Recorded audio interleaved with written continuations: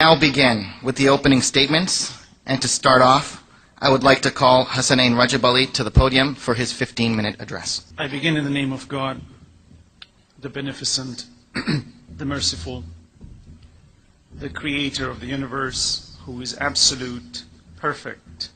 He is all-powerful, all-wise, all-just, the eternal, the sublime, the originator, the magnificent, the majestic. He is all good. And all the treasures of the universe belongs to him and him alone. He does not beget, nor is he begotten. Time, matter, and space all originate from his creation, and they are sustained by his will. Everything he creates is a transient existence in the life, and he is not bound in them, i.e., time, matter, nor space. No creation can share his dominion of absoluteness. All transient creations are inherently in need of him for continued existence along with sustenance. He creates and makes it complete.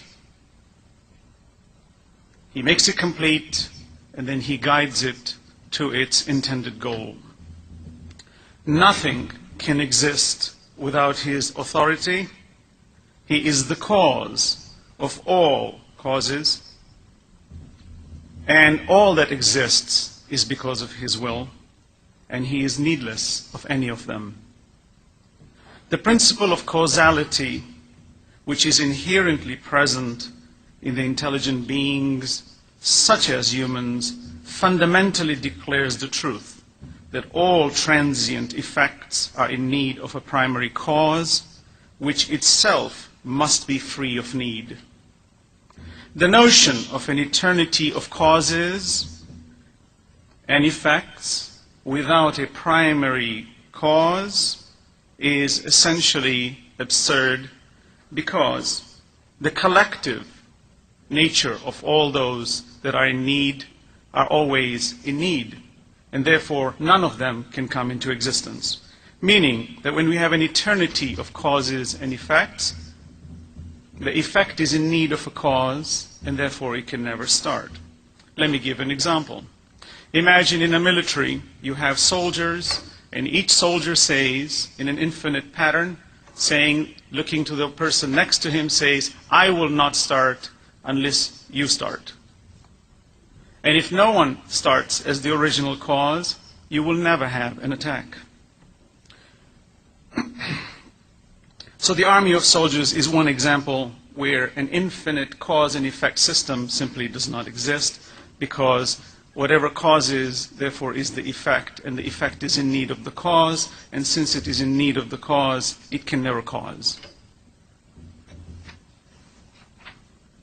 Science is dependent on the principles of causality, rationally speaking, but that is rational knowledge, and we will discuss that further. As a Muslim, having stated what I have stated now, the axis of the religion of Islam is the uniqueness, the oneness of the Almighty God, who is independent, and all that exists is due to his infinite mercy, meaning my existence and the existence of the universe is as a result of his infinite mercy, which is what we understand, for example, his all goodness. Fundamental in this debate with relations to God is the human being's existence, since we as human beings are the ones discussing the possibilities about God. It is therefore self-evident that we are endowed with intelligence and free will to use our minds and observations to ascertain the truth of any issue. As a believer in Islam, this truth is further clarified and solidified with the understanding that we have been created for a genuine purpose and therefore a genuine goal, which is to be the recipient of the infinite treasures of God, while at the same time while we are receiving this infinite treasure, there is the elevating of the individual being receiving it through this process of self-introspection and a system of trials. I'll give you an example of how we validate such an escalation of an individual through a system of trials. Let me give you a brief example, and I will elucidate further on it in the subsequent discussion within my time span. If you look at two people who've got $100 million, both of them are rich with the same amount of money. They are both equal in their wealth. One has received his wealth through inheritance. The other was poor and he became a millionaire. Which one would you honor more as a valid individual being who has greater substantive presence? It is the one who is the latter, logically speaking, because that is rational. Why? Because he was poor, he struggled, he suffered, and therefore he became wealthy. He was just not given this wealth freely, but rather he suffered and struggled through the achievement. Therefore, not only did he gain the wealth, but also he gained his own self-preservation and self-escalation of an individual being, which is the ultimate goal of the human being according to the Islamic perspective. Meaning, to give humans paradise directly without putting a trial to them is certainly a possibility with God, but that would belittle the individual who receives it. It is like a child who's been raised with a golden spoon. As a believer in Islam, I say that this is fundamental and rational knowledge, which is what we understand of what is right and what is wrong. Such truth and false, greater and lesser. We have, for example, common rational understandings as such are all intrinsically built into us after we are born. We have it in our system. It is not empirically absorbed. Rather, the empirical observations are a complement to this inborn rational knowledge. All human beings, regardless of what position they hold about their beliefs, possess this knowledge. This intelligence is further enhanced with the endowment of the five senses to capture external surroundings for greater understandings of the purpose of life. Added to these are powers of desire, anger, imaginations, which enable us to proactively participate consciously in our environment socially with the inescapable, inherent realization of a need for morality and goodness. This realization, is evident in all human beings. As a consequence of this reality, we note that it is self-evident that human beings function under the system of trials with principles whereby we examine ourselves and our fellow creations by applying the principles of what is moral and what is not on our affairs as well as our relationships across the entire existence. We judge, we reward, we punish, or we abstain from such actions based on how this trial is perceived and concluded upon.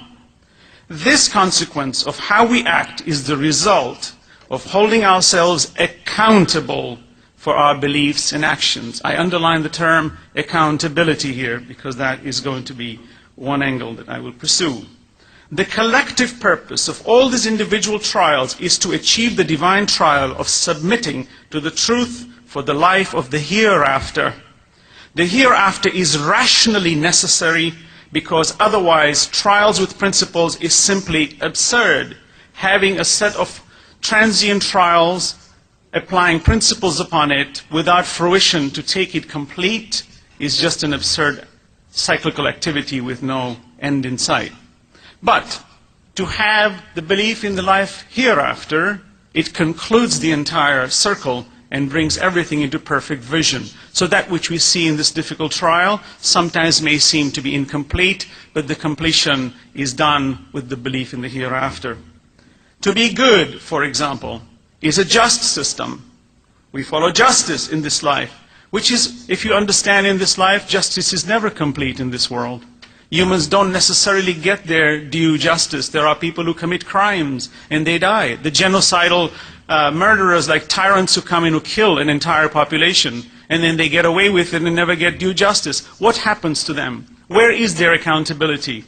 And if a human being can hinge on the notion that you can get away with it because we're just some accident existing in this world, then the entire moral system collapses, and my entire social system and my justice system holds no water. People always demand justice, yet they don't all get it. Tyrants who kill, as I mentioned, is one classic example. Since this world does not provide it completely, there is some level of justice, but it is not complete, then the hereafter is a must. To negate this by saying it is not necessary, then the one who negates becomes a dangerous proponent of injustice, which is therefore lacking in goodness and therefore evil.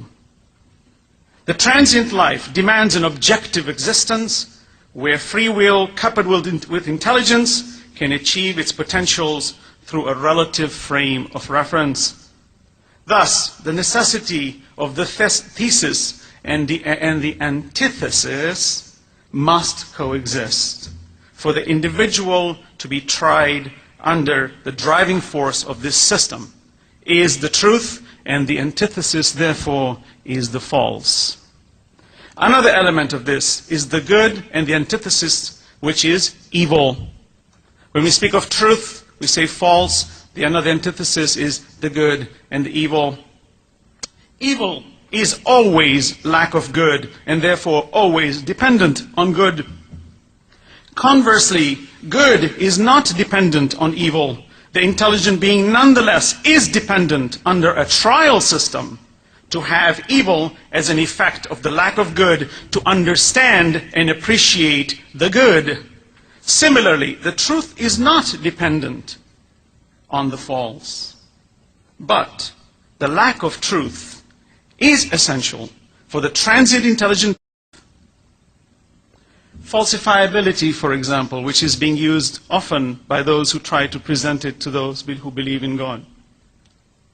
Sir Karl Popper, who brought this notion of falsifiability, somehow or other, because the empiricist wants to apply this notion of falsifiability to everything in his arguments, has taken an assumption that this litmus test is applicable everywhere. It's not. How do you falsify the following? The whole is always greater than the part. How would you falsify that? And there are many such examples. That means falsifiability is not an entity that can be applied everywhere, and I will discuss that in my rebuttals if I get a chance. Certain truths can be ascertained directly through rational knowledge without false. For example, what I just mentioned.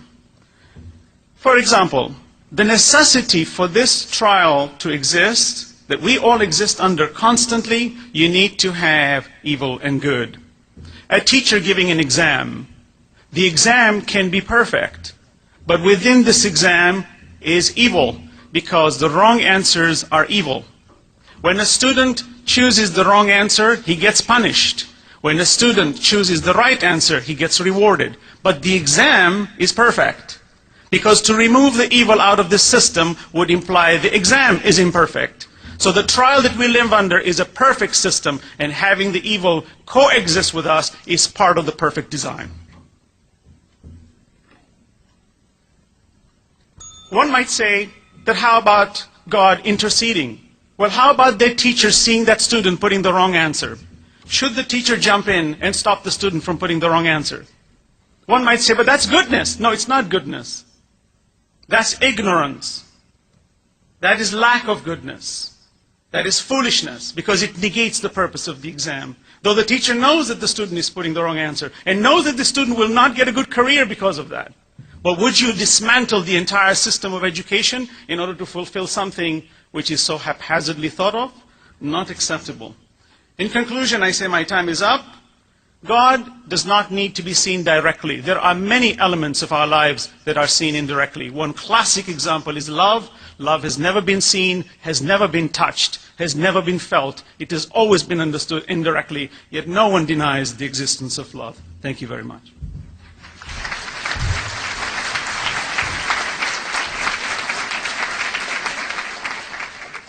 I'd now like to call upon Michael Corey. You now have 15 minutes.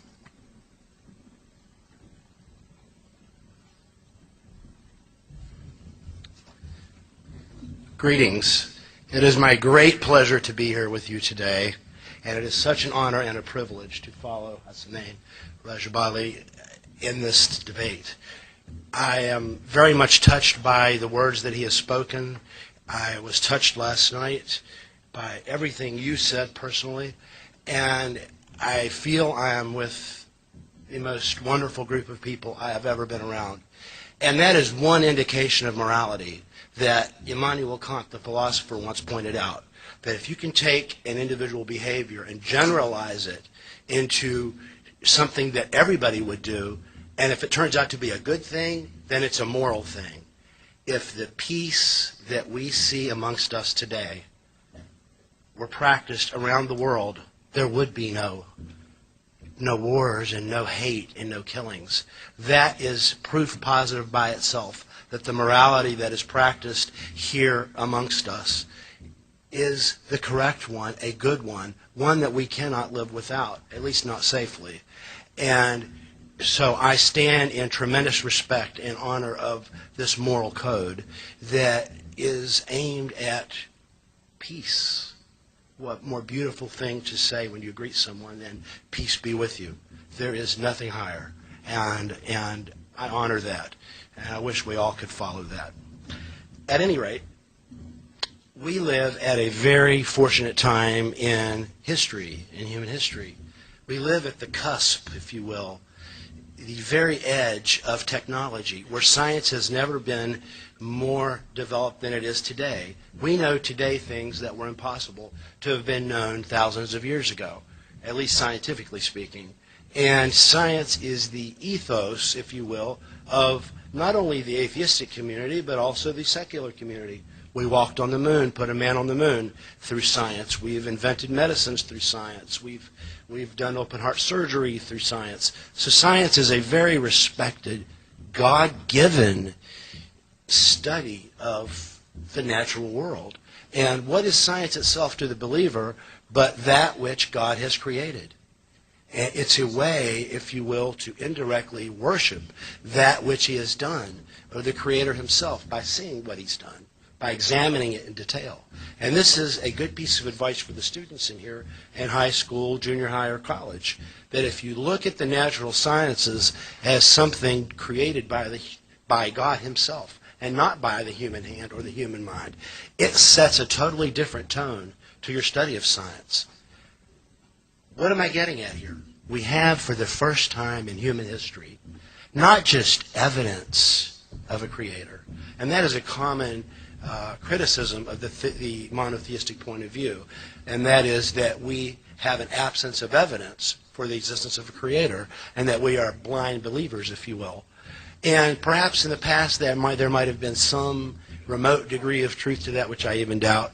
Today there's no excuse, because modern science has discovered an amazing plethora of findings, each one of which supports overwhelmingly the existence of our designer.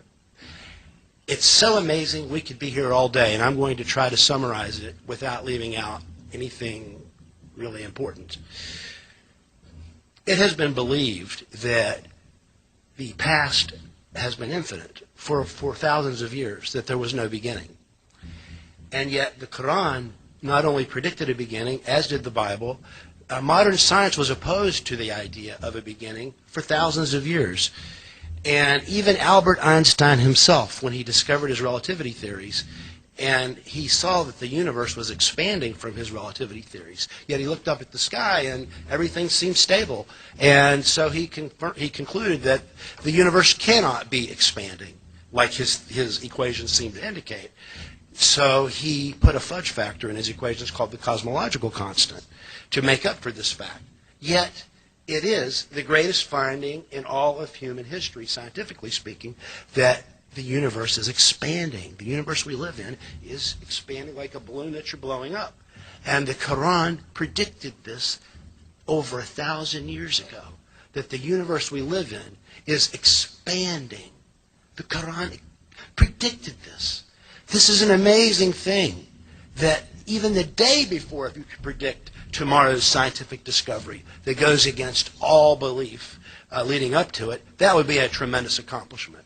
But 1,600 years before, or whatever the specific number is, that's an amazing accomplishment. But so right there alone is a further reason to say, hey, there's something going on here.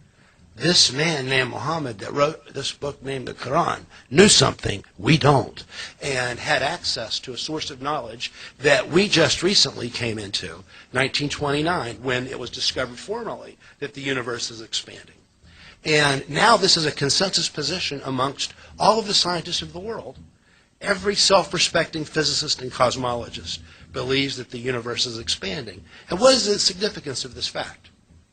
Well, there are several. First of all, if the universe is expanding like a balloon, you can roll the equations back, so to speak, in time and see that in the past the universe had to have been smaller and smaller until you go back all the way that it's possible to go. And if you take it all the way back, you get something called a singularity. It's a particle, if you will, that is infinitely small, infinitely dense, and infinitely hot. This is something that has been confirmed by modern science to an accuracy of approximately 8 decimal points. So there is no question that the universe began, and that it began with a singularity. But the significant finding here, in addition to this, was made by the physicist in the wheelchair, Stephen Hawking, and also Roger Penrose, both from England. Their principle is called the space-time theorem of general relativity. And what does it tell us? Through math, and math that has been confirmed again to 8 decimal points, so there's no question about the math here, that space, time, and matter all began at the Big Bang, and there was nothing before it. Creation ex nihilo, out of nothing. This has been a basic tenet of our belief for thousands of years, and now modern science has stumbled upon the same fact. Creation out of nothing. And the mathematical equations prove that time had to have had a beginning at the Big Bang, as did matter, as did that matter cannot be eternal, and the universe cannot be eternal. And a simple thought experiment can prove that. There could not have been an infinity of moments prior to the present moment. In other words, the past could not have been infinite. Otherwise, we would have never gotten here, and we would not be here today. And therefore, there had to have been a beginning. And that alone is an astonishing realization that further supports our faith. But when you look deeper, the miracles keep coming out at you. So what would we expect if the universe that we live in was in fact designed by an infinitely intelligent power? What would we expect? We would expect to see evidence of that throughout the creation, mathematically and otherwise. And in fact, this is what we observe. And it's an astonishing hypothesis, to be sure. First of all, there were absolutely no mistakes whatsoever on the way to the present day. From the very beginning of the universe, some 15 billion years ago, and remember, God is outside of time, so it's not like he had to wait 15 billion years for us to meet today. For him, there was no time at all. It was instantaneous.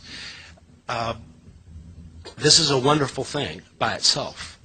But there are many other implications that emanate from this. Namely, the number one criticism that has been directed towards the monotheistic point of view has been that science is no longer,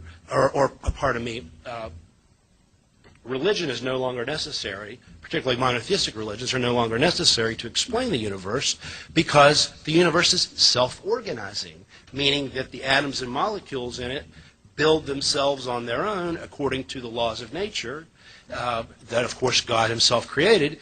But from an atheistic point of view, these laws are taken as axiomatic. They begin with those laws. And sure, if you begin with an axiomatic set of laws that lead naturally to life, then there would appear to be no need for a creator. But that position is destroyed by the fact that it's question-begging. It begs the question, where did these natural laws come from?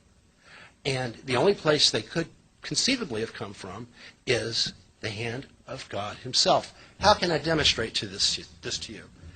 The only way that atheistic or non-theistic scientists have been able to propose that complex life forms could have come into being is through a process called natural selection, that you have self-reproducing beings, and the fittest of those survive, and they leave behind the less fit, and so on, and hence comes complexity slowly over a number of years. Well, the amazing, miraculous discovery of Mr. Hawking, Dr. Hawking, and Dr. Penrose, is that the laws of nature did not evolve by natural selection. They did not. They popped into being instantly after the Big Bang, like a number of 10 to the minus 43rd seconds after the Big Bang, which is called Planck's wall, because earlier than that point, our equations cannot go, because it's getting too close to the Creator, and we are forbidden from getting right on top of him, not just in our minds and spiritually, but also mathematically. It is impossible to go back to the exact moment of the creation. Planck's wall stops us. Our equations stop there. But the universe itself began there, and soon thereafter, when I say soon, I mean a split second, all of the laws of nature popped into being perfect, perfectly fine-tuned in a just right Goldilocks manner to support the existence of life. That's where I get the theme for my latest book, The God Hypothesis. This is Goldilocks on the cover, and the subtitle basically gives away my train of thought, Discovering Design in Our Just Right Goldilocks Universe. The amazing discovery that has been put before us is the following, that not only did all of these constants of nature, like, for instance, gravity, the strength of gravity, the speed at which this falls, it could have been different, right? Didn't have to be 9.8 meters a second on the Earth. Could have been different. In the same way, the electrical constant and all the various constants, there's like 24 of them, the strong nuclear force, the strength of the weak nuclear force, all of these constants could have been altered, could have been different. And had any one of them been different, we would not be here today talking about any of this. This is the amazing finding of secular science, the science that has been used against theism, that our universe is that fine-tuned, that there's no room for error at all. And Einstein himself recognized that there is no room for error at all. And a lot of people think, and I was asked a very intelligent question by a very intelligent sister yesterday, which is, why couldn't this have happened naturally? Why couldn't this have happened by chance? And the reason it couldn't have happened by chance is that chance events do not result in this sort of complexity. There is not one object any one of us can point to, and we can say, well, chance produced this item. The item that is normally used is that of a watch, right? If you came upon a watch, would you believe that this watch had put itself together by chance over millions of years? Of course you wouldn't. Even trillions of years. The fact that there are cogs and wheels inside that all work together, it is evidence of a designer, a watchmaker, if you will. Well, it has previously been believed that this theory has been destroyed by Darwin's discovery of natural selection. That natural selection can slowly build these parts over billions of years. And so it can happen naturally.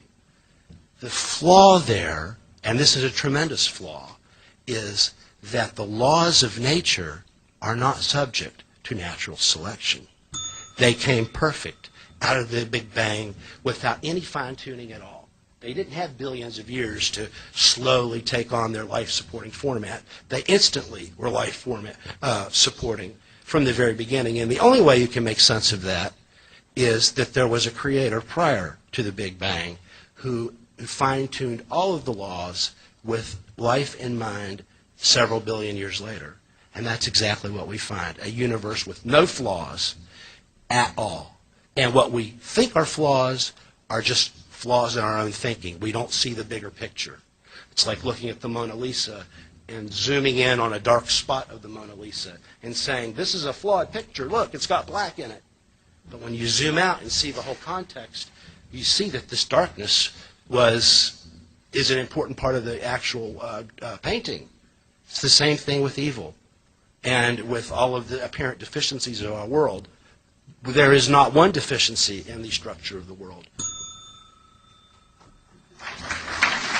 I like that ending. I'll take that.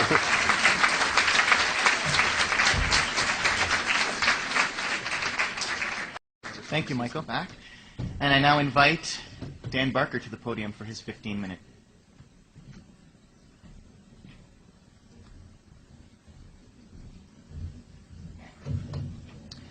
Thank you very much, and thank you, Hassanein, and thank you, Richard, Michael and Richard, and thank all of you organizers, especially Ali, whom I've got to know. Wonderful group of people, the nicest people I've ever seen organize an event. You are to be commended for cordiality, the civility, and the intelligence behind putting this thing on. It's really a lot of fun, a real pleasure. Now, I think this room is mostly filled with God believers of one type or another. I'd like to know, are there any people here today who believe in the existence of the god Saturn? No?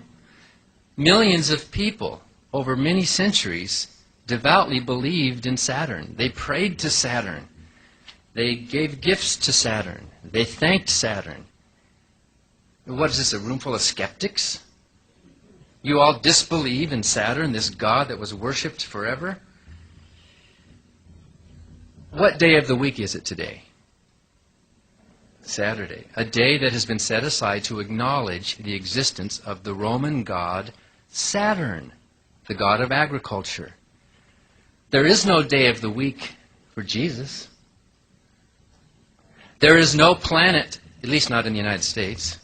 There's no planet in the solar system named Allah or Muhammad. These gods that were worshipped by so many people. Now you, a room full of skeptics, just like me, you don't believe in Vishnu or Osiris. You don't believe in Horus. You don't believe in the Mexican god Quetzalcoatl, do you? Are there any Quetzalcoatlists here today? No? The only difference between you believers and me is that I believe in one less God than you do. We are all skeptics. We are all doubters. We have all thrown the gods on the trash heaps of history. Oh, you might say, oh, but the Romans were polytheistic, and we Muslims are monotheistic. Jews and Christians and Muslims are monotheistic. I think Muslims have a stronger claim to monotheism than the others. But in any event, what are you saying? Monotheism is an advance, a preference over polytheism? If that's true, then what is the next logical advance? Think about it. If monotheism is an improvement, then what's the next improvement? Atheism. I am an atheist, and I used to believe deeply, sincerely. As much as any of you believe in a God and pray for whatever reasons, I believe sincerely. I dedicated my life to Jesus, and I lived the Christian life. I prayed. I saw what I thought were answers to prayer. I had these feelings within me of a peace, of a joy that passes understanding. I spent years as a missionary, living the Christian life, proclaiming that God was real and merciful and just and loving and intelligent. I know what it feels like to believe. It's a wonderful feeling. It's a powerful feeling. To think that you're in communication with the Creator of the universe, it is integrating. It is amazing, and I liked it. And I lived it, and I thought it was tremendous. But I came to a point in my life where I had to decide, do I want to go with what is true or with what I believe? And I can't tell you the whole story. I was like George Bush. I believed that Jesus had changed my life. Saved me from whatever his problems were that he needed to be saved from, which I suspect are many. But in any event, I viewed myself as a sinner in need of God's grace. I didn't bring it up here, but I wrote a book called Losing Faith in Faith, From Preacher to Atheist, and where I tell my whole story.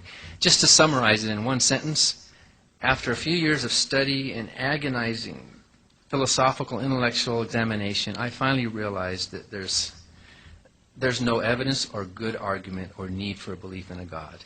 I threw out all the bath water and I discovered there's no baby there. Now I'm convinced there is no God.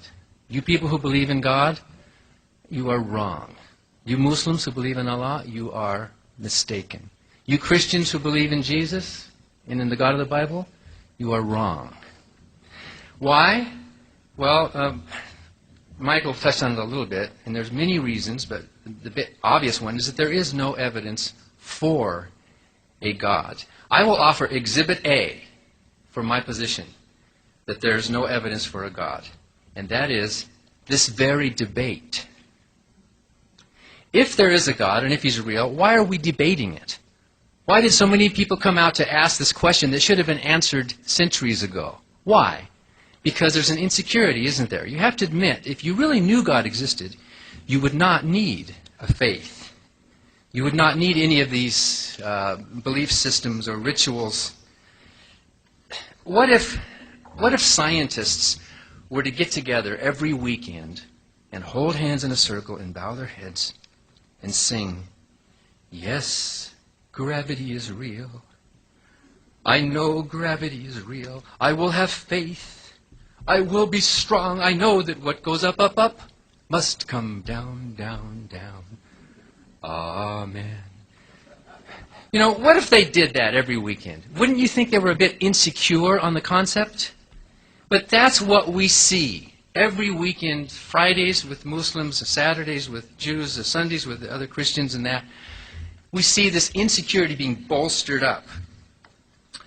Isaac Newton figured out gravity. More than 3 centuries ago, Isaac Newton figured out that the planets have an explanation. And he solved a lot of riddles back then, but there were some questions that he had.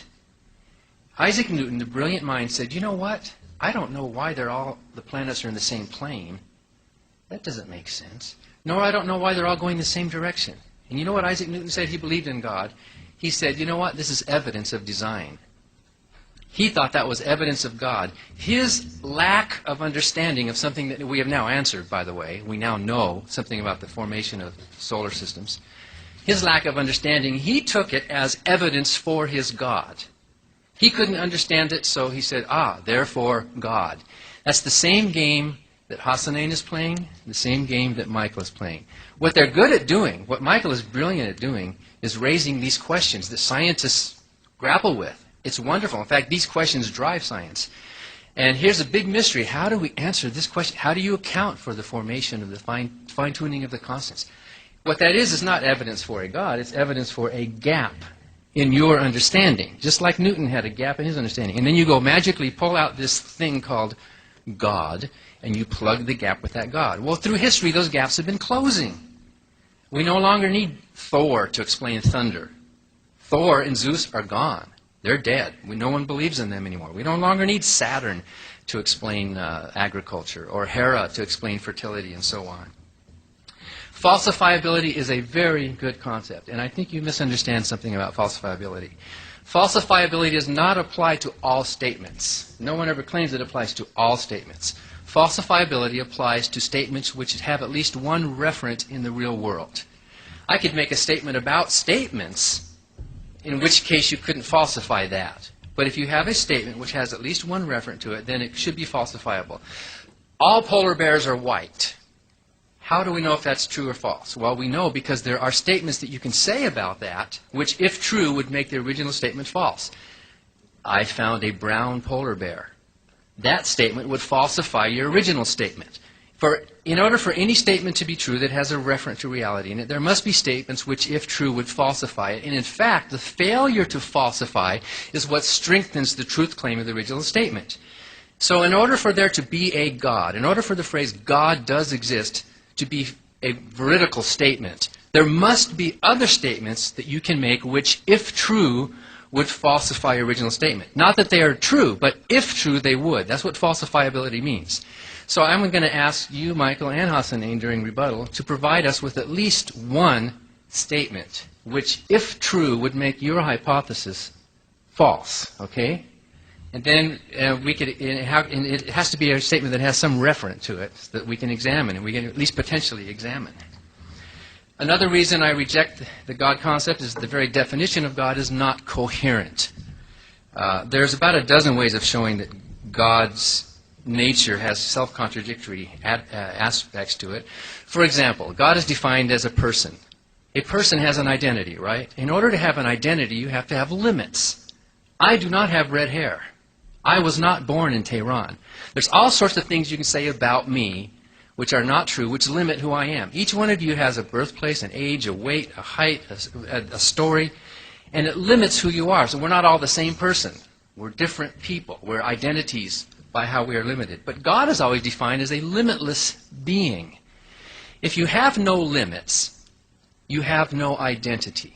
And if you have no identity, you do not exist. Another point, God is always defined as an immaterial being. How can you be an immaterial being? All of our experience shows us that a being must have some kind of a physical housing, a body, an organism, or maybe a computer, but something physical that houses that software. Thomas Jefferson said, to talk of immaterial beings is to talk of nothing. If God has no physical body and no physical manifestation, how can he possibly exist? We're not talking about a coherent thing, it's just a concept in our mind. Another problem of coherency is if you are a person with free will, that means you can make choices. I have the ability to choose this or that, right? Coffee or tea or whatever. Worship on Friday or Saturday, whatever. I can choose that, and before that date comes, I can make that choice. But if you know the future, you do not have that freedom. If you know the future set of facts is fixed and cannot be changed, so you are totally a slave to what that future set of facts is. You do not have freedom to make a decision. So if God is defined as a being who knows everything and who is also a person with free will, then that God not only cannot exist, that God does not exist. Another argument in favor of atheism is that when you talk about the word God, you find no agreement among believers. You find, even among Christians, you don't find an agreement about the nature of this God or about the morality of this God. Michael says that God had a son. Hasanain said, and you heard him before, God neither begets nor is begotten. He has no son. God is a unity, a tawhid, right?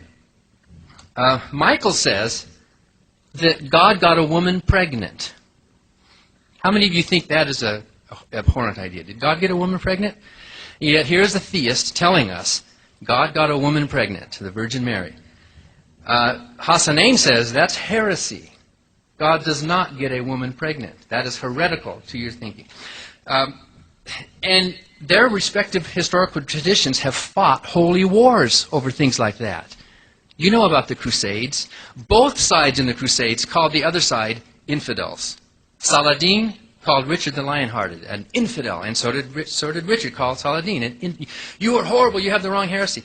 Listen, we atheists are supposed to be impressed with that. We see all this fighting, all this division, all these different denominations, and every one of them can prove that they're right and the others are wrong. They don't all kill each other, of course, but there are these fights going on. We're supposed to be won over to this position of this God when you can't even coherently define or agree on the definition of this thing? I'm glad that we live in a country, by the way, that has a First Amendment. Not only does it protect us unbelievers from the believers, but it protects the believers from each other, On moral issues, you do not find agreement on moral issues, not within Christianity or between Christianity and Islam. You name any crucial social moral issue, you name it. Abortion rights, women's rights, gun control, death penalty, euthanasia, birth control, the environment, stem cell research, population, go on and on. You name these crucial social moral issues and you will find devout, praying God believers on both sides of those issues. Am I right? They fall on both sides and they both use their religion. There's no moral agreement among believers about what the supposed absolute system is. Michael says that God's moral system demands monogamy. But Hasanain says that his moral system allows for polygamy. Now, which is right? They are going to have to fight it out. I'm not going to fight their fights for them. But doesn't it show you that there's something wrong here? Each side claims that there is a creator, theistic, absolute moral giver, yet they can't agree with each other. When you theists get your act together, then call me back, and maybe we can talk a little bit. Of course, there's also the problem of evil. If God is defined as good, of course, God might not be good. God might be an evil thing himself, in which case the problem of evil is easy to explain. But if God is good, then how do you explain the existence of evil? I know Hassanein has a theodicy, and during rebuttal, we will address the theodicy that he has raised, similar to a soul-building or a testing theodicy. If you had known what was going to happen on September 11th, and you could have stopped it, would you have done it? I would have. Would you? Yes. Supposedly, God, who is all good, knew what was going to happen. He saw those praying people in those buildings. He could have stopped it with no risk to himself, and yet he allowed that horrible act to happen. I call him an accessory. If he exists, he is guilty of murder. He is not a God who has my respect. You and I are nicer than God. Enough is enough. There are many more arguments, but I think we've come to the place where we can very confidently say, let's bridge that little gap. There is no God. Atheism is very good mental and social hygiene. It clears the cobwebs of the past. It allows us to think for ourselves, and in the name of reason, in the name of kindness, we end today's debate. Thank you, Dan. I just want to reiterate the importance. One of the comments that I made at the beginning of the program is to watch how far you go in terms of personal insults or attacks. There were a few addresses to Michael and Hassanein. You two will obviously have the opportunity to respond to them in the rebuttal. I now welcome Richard Carrier to the podium for his 15-minute address. Thank you. Thank you for having me today. In ancient times, the motions of the planets were found to be unbelievably orderly and complex. No one had a clue why. The obvious answer was, God did it. How else could such an improbable organization arise? And for thousands of years, nearly everyone was convinced the universe was designed by God. They only had to point to the heavens for proof. Except, after thousands of years, Sir Isaac Newton figured it all out. Gravity. The whole complex order of the solar system was entirely explicable by appealing to a single, monotonous, mindless force. No appeal to God was needed, for all you had to do was throw planets and stars together, complete with their gravity, and presto, we'd get a solar system, pretty much like ours. It would be caused to arrange itself naturally, without any intelligent design. All you need are masses and gravity. So Newton proved that order can result by nature, without any design. But what about gravity? Newton figured God must have established the law of gravity. But then came Albert Einstein. He discovered that gravity wasn't some law decreed upon the universe after all, but just like the solar system naturally condensing from the interaction of masses and gravity, gravity was the natural outcome of the bending of space-time. All you had to do was change the shape of space-time, and what we call gravity would be the natural result. No decrees from gods are needed. For objects, like planets, change the shape of space-time. So it turns out that all you need in order to explain the astonishing order in the solar system are objects, for they cause gravity to exist, which in turn causes those objects to entangle themselves in complex, orderly ways, all without anyone making it so. Perhaps we could say, someone must have given objects their power to bend space-time. Except this is starting not to look like a very good argument anymore. We've already proven that order does not require an engineer. Mindless forces can do it on their own. We've seen it happen. If a complex solar system can arise from nothing but an extremely simple fixed behavior, without any planning from anyone, then maybe everything is like that. Scientists have been looking around pretty hard for over 200 years now, and incredibly, everything, absolutely everything, they've been able to thoroughly study has turned out to be caused by fixed forces operating on mindless objects. Everything.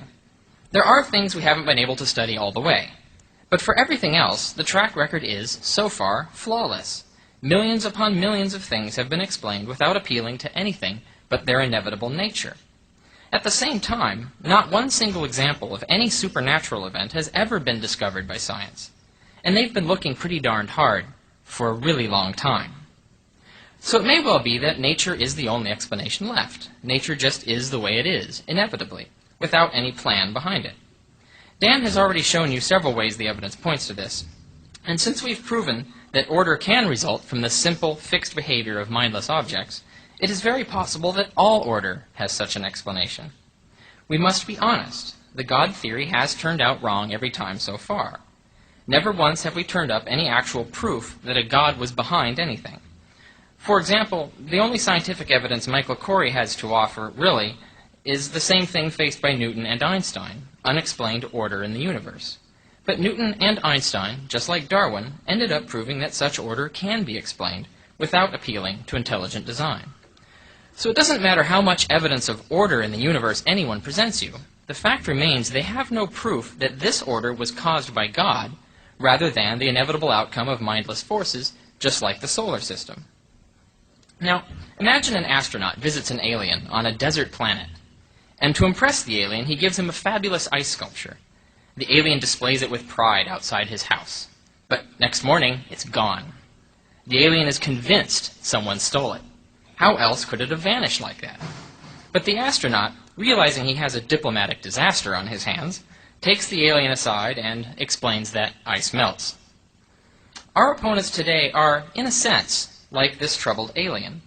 They don't know what causes certain things to happen, so they assume some intelligent being must have caused it. But, like the alien, they don't really have any evidence of this. And they can't just assume it's the case. For what if the things they can't explain are to them just like ice was to the alien? What if there is some inevitable natural cause? After all, logically, there could be. The alien is wrong to assume someone stole the sculpture because there are other explanations. So also, we would be wrong to assume God ordered the universe because there are other explanations. I only have 15 minutes, so all I can do is summarize some of the evidence we have that convinces us that a natural universe is all there is. In general, we believe our theory, that natural forces are the cause of everything, explains a lot more than the theory that a God designed it all. The obvious example is evolution by natural selection. The complex order we see in life turns out, just like the solar system, to be the inevitable outcome of natural forces working over time. Extensive evidence proves this, but we also know it with mathematical certainty, for all it takes is three things: reproduction, mutation, competition. That's it. Those three simple, mindless properties, whenever they come together, always lead to complex order.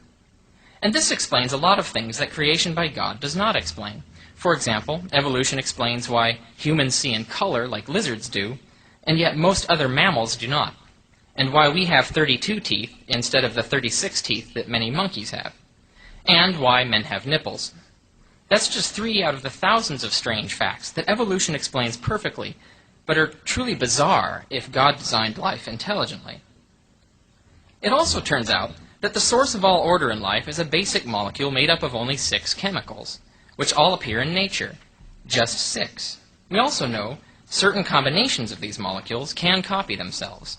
And we know the universe is so amazingly big and full of so much stuff, and has been around for so incredibly long a time, that some of these combinations must inevitably occur. Someone could say that God arranged the universe this way for exactly that reason. But that doesn't answer any of the really important questions. For example, why is life based on the DNA molecule? DNA replication is clunky and flawed. It is prone to all manner of errors. It even causes cancer. That's right, DNA is the cause of cancer. Without DNA, there would be no cancer, which is the outcome of a common mistake in DNA replication. It is hard to fathom an intelligent, much less flawless engineer choosing such a lousy system. But such a system is exactly what we would expect if it wasn't planned. Another example is the human mind. It turns out this is the product of a physical brain. For example, we know exactly where you store memories of tools in your brain. And if we numb that area, you won't be able to recognize tools. People who've lost that part of their brain due to injury can never recognize tools. Some people, to treat their epilepsy, have had their brain cut in half. And when they cover one eye, the eye connected to the side of their brain that has that little tool part in it, they can't recognize tools. But when they open that eye, they recognize them. But then, if we whisper in their ear on the other side of their head, asking them to tell us what tool they just saw, they won't be able to remember, because their memory of that event is stored in the other half of their brain. We've discovered tons of weird things like that, which prove a mind requires a physical brain. In fact, we don't know of any way any mind can exist without a physical system to generate it. Indeed, so crucial is a massively complex brain that our heads have to be enormous, so enormous that without modern medicine, in childbirth, human mothers actually die once out of every 5 births. That is mind-boggling. No other mammal comes anywhere near that fatality rate. Now, why do we need such huge, dangerous brains? Well, on our theory, this is exactly what we should expect, because there is no other way to have a mind and all the benefits of intelligence without a gigantic machine to generate it. But on the theory that we were created by God, this makes no sense at all. God doesn't need a brain, so why should we? Indeed, why do we need a brain so big it kills us? That's not only a really bad design, it's outright cruel. I could go on, for there's so much more, but I need to get to the big question of the day, which is, where did the universe come from? The honest truth is, of course, that no one, on either side of this debate, really knows for sure how or why the universe came to be, but we can come up with some good ideas from what we do know. We know the universe we can see expanded from a tiny super-hot seed 15 billion years ago and has grown to a size so enormous no scientist knows how big it really is. Like Newton and the solar system, modern cosmologists have figured out that this Big Bang is what follows necessarily from a few physical principles. For example, when we crash big atoms into each other in particle accelerators, they break into a whole crazy mess of particles. It turns out the ratio among those different particles, every time we do this, is exactly the same ratio of particles that came out of the Big Bang. So the Big Bang looks exactly like what always happens when you squeeze a big enough atom until it explodes. It's strange that we can reproduce the same ratio of particles as came out of the Big Bang every single time we explode atoms in a laboratory, unless that's simply what happens. And that would mean the Big Bang is something that inevitably happens whenever enough material is crushed under enough pressure. Now, a brilliant physicist, Dr. Lee Smolin, notes that this happens all the time in our universe. We call them black holes. Stars that have been crushed by gravity so much that even light can't escape them. Indeed, our universe is chock full of black holes. There are trillions and trillions of them. That's pretty odd. It's almost as if the very purpose of the universe was to create black holes, for there are a lot more of those than life-bearing planets, and a lot more material is devoted to creating them than to creating life. But Dr. Smolin observed that since a Big Bang looks exactly like a really big mass crushed to an extreme point, and black holes are really big masses crushed to an extreme point, then it may well be that inside every black hole is a new Big Bang. Every time a star collapses, a new universe explodes in another direction outside our universe. Dr. Smolin found that if every new universe were slightly different than the one that birthed it, then the same would happen as we observe for the evolution of life. We would have reproduction, as every universe spawns countless new ones. And each of those spawns countless more. We would also have mutation, as each universe is just a little different than the next. And we would have selection, since only those universes that are rich producers of black holes will multiply. And this whole maze of universes would follow necessarily from the simplest possible beginning, a primordial wellspring of random fluctuation. It would follow that our universe is inevitable. No intelligent planning is needed, for there are countless universes, and probably always have been, most of them full of black holes, and some of those will also have the right properties for life, too. And yet, life has a really difficult time surviving here. We barely struggle along on this tiny little planet, which will be melted by the sun in a relatively short time. In comparison, black holes do nothing but thrive here. It's almost impossible to get rid of them. And they will stick around a heck of a lot longer than any life ever will. Black holes also flourish in the vacuum of space. And this universe is almost entirely a vacuum. In contrast, this most common medium in the universe kills us. Clearly, we are not made for this universe at all. But black holes, they're right at home.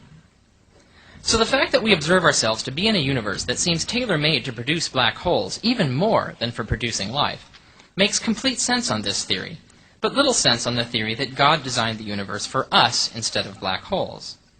Which brings me back to my original point. We have never found a single example of a proven case of a God causing anything, much less any fine-tuning of the universe. But we have found a system that produces very amazing fine-tuning without any intelligence behind it. Evolution by natural selection. Smolin's theory operates the same way, and therefore relies on a known precedent, unlike the God hypothesis. We also know black holes produce conditions resembling a Big Bang, and we know quantum effects can produce random variation, and we know a new envelope of space-time can grow within a black hole where we can't see it.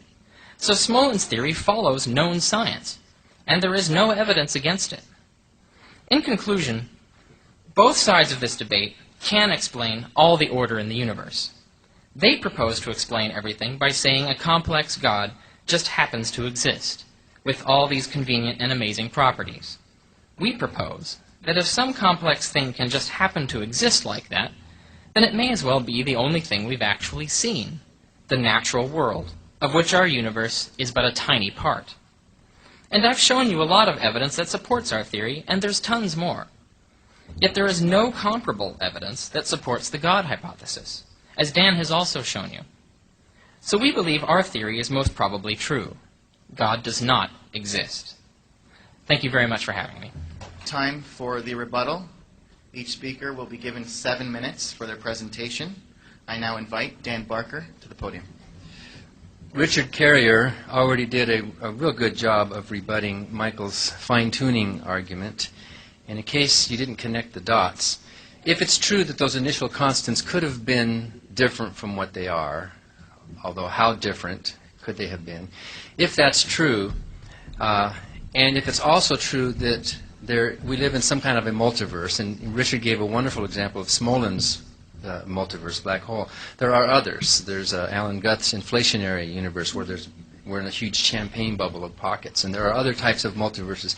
If it's true, that means there are billions and trillions and maybe an infinite number of attempts at rolling those dice.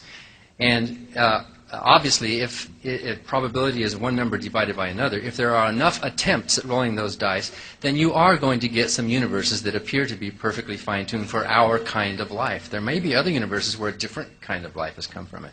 So the multiverse effectively answers Michael's fine-tuning argument. Hasanain talked about life being a trial and a test. What if the teacher said, Friday we're going to have a test? What's it on? I'm not telling you. What should we prepare for? I'm not telling you. Oh, well, teach us something. I'm not going to teach you anything. We're just going to have a test Friday. It could be on basketball. It could be on physics. It could be on fashion. Who knows? So you show up for this test. What am I supposed to do, you know? Hasanain thinks that God creates perfection. God does not make mistakes. He created a perfect test. But think about the flaw in this, Hasanain.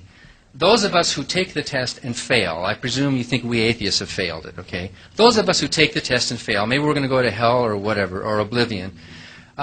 We fail the test. Why? Because of some flaw in our nature. Those who don't pass the test have something wrong with them, don't they? Those who do pass the test, who get to go to heaven, they're good. There's something right about them, blessed people. But those of us who fail, there's something wrong in our choice. We made the wrong choice. We goofed. We failed. Where did that flaw in our human nature come from? Who created me? If I was created with a flaw that led me to or caused me to make the wrong choice, who's responsible for that? God created Eve. Did God create perfection? Well, if Eve sinned, where did that sin and that flaw come from? Obviously, Eve's creator and my creator, if there is such a thing, is an imperfect being. To create a being who would be flawed enough to fail such a test. God is responsible for the failed tests. All this talk about supposed design in the universe is kind of like the guy who's scratching his head wondering, how in the world did they get all those rivers to flow right along the state boundaries? How did they do that? Imagine the massive feat of engineering and construction and the expense that they make those rivers. They're right exactly on the boundaries. How did they do that? And it's kind of a backwards thinking. You observe what you think is design in nature, and then you say, how did that happen? When obviously it's the other way around. We impose what we think is a design on nature after the fact. If this universe had not produced life, we would not be standing here talking about that universe. Hasanain mentioned basically the impossibility of an actual infinity, and I think even Michael said something about that. But an easy rebuttal to that is to think about the mind of God. Suppose God exists. He has this mind and he's deciding something. And there's a time or a state of being before which he decides to create the world, and then there's a time or state of being after which he decides to create the world. In the mind of God, there's also a chain of cause and effect, isn't there? God didn't just create the universe and say, oh, look what I did. I better decide to do that now. Did he? Didn't he have a logical process in the mind? One follows the next and the next.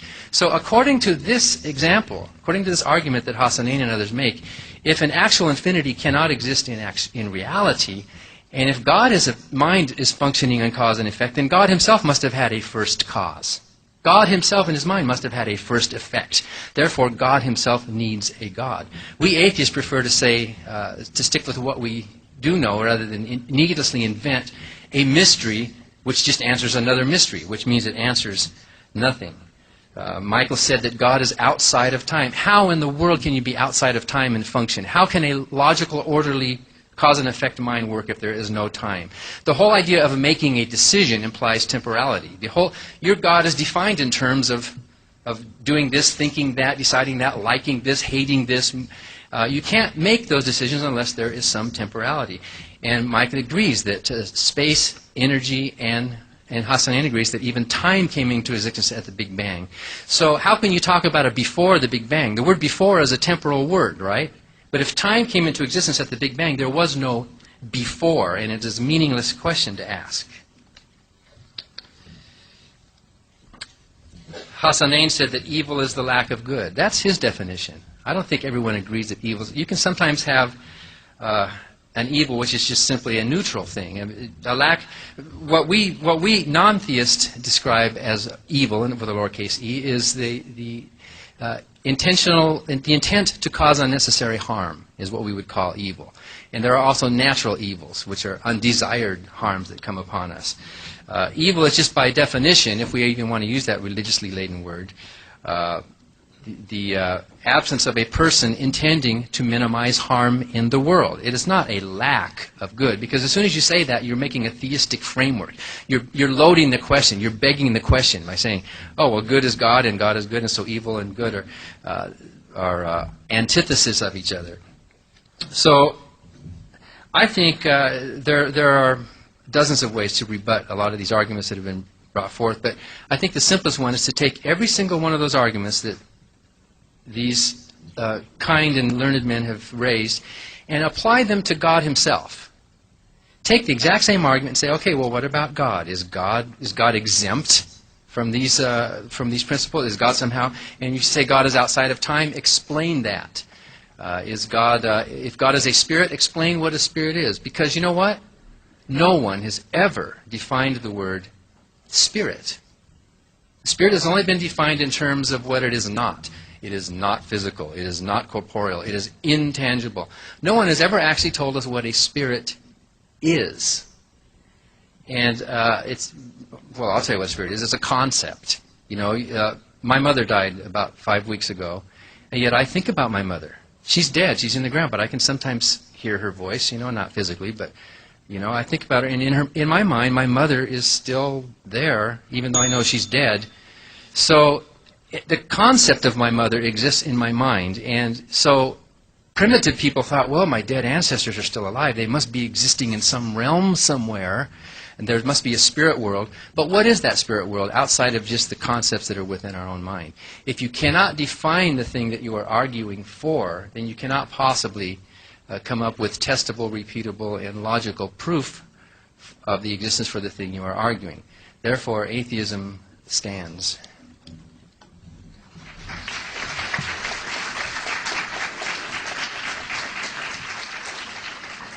All right, thank you, Dan. I now invite Richard Carrier to the podium.